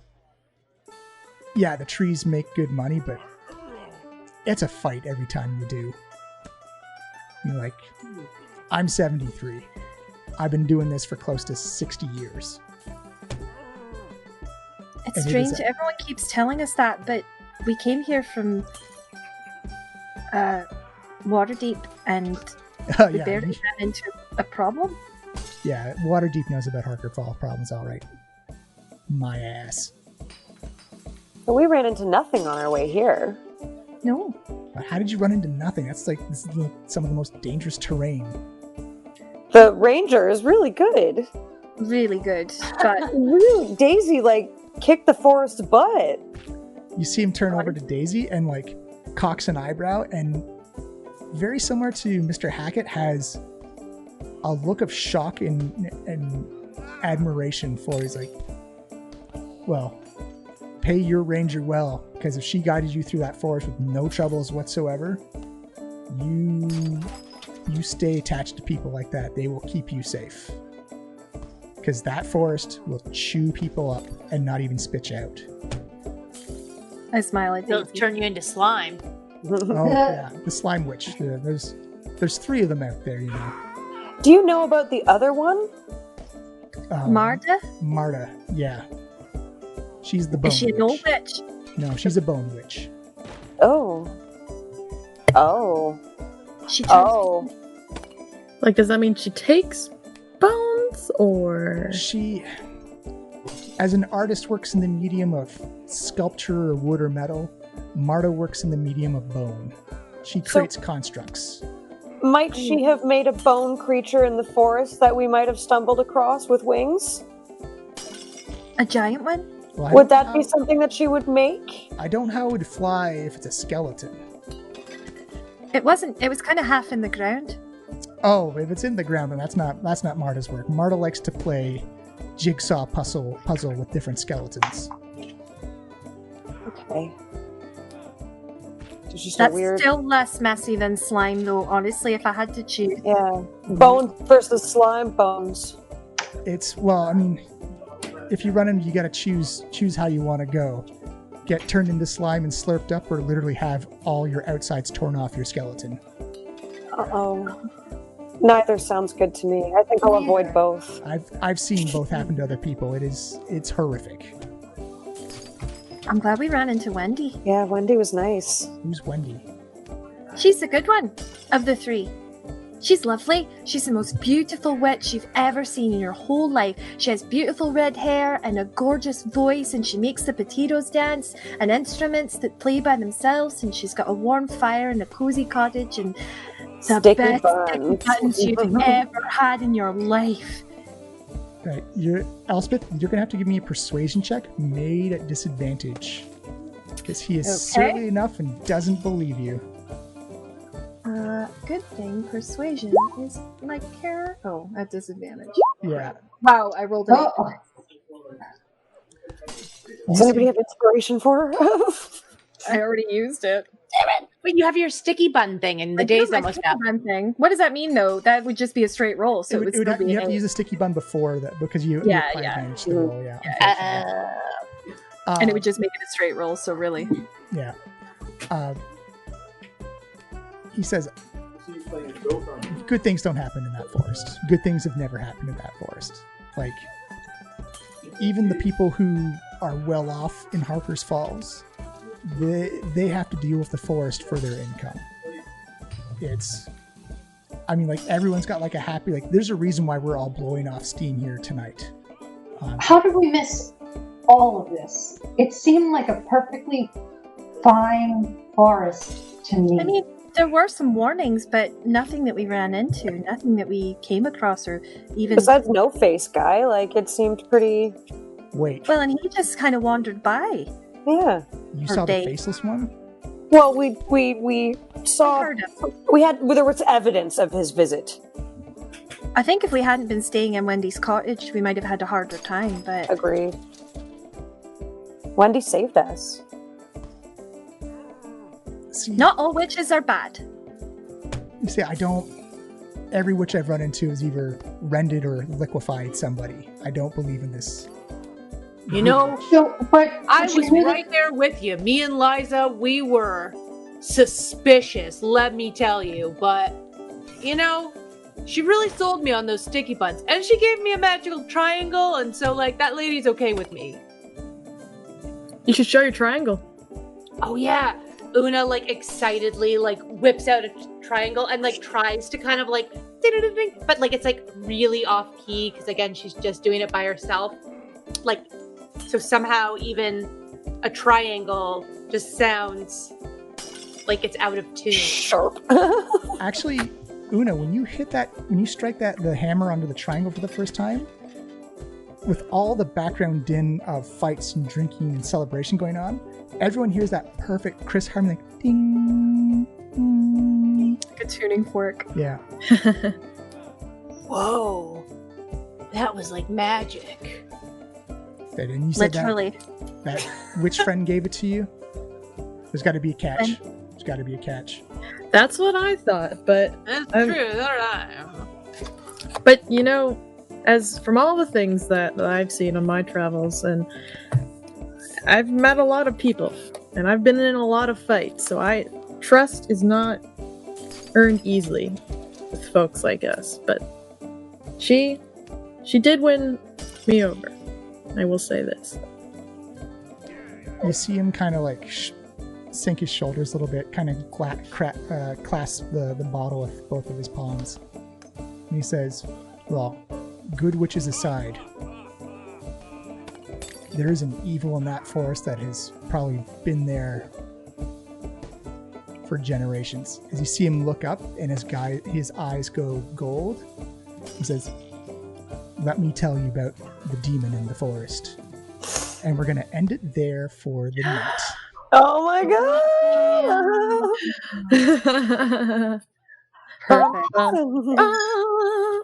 Perfect. That's fun. Fun, very exciting. Oh man, I gotta fight Ural next time then. Yeah.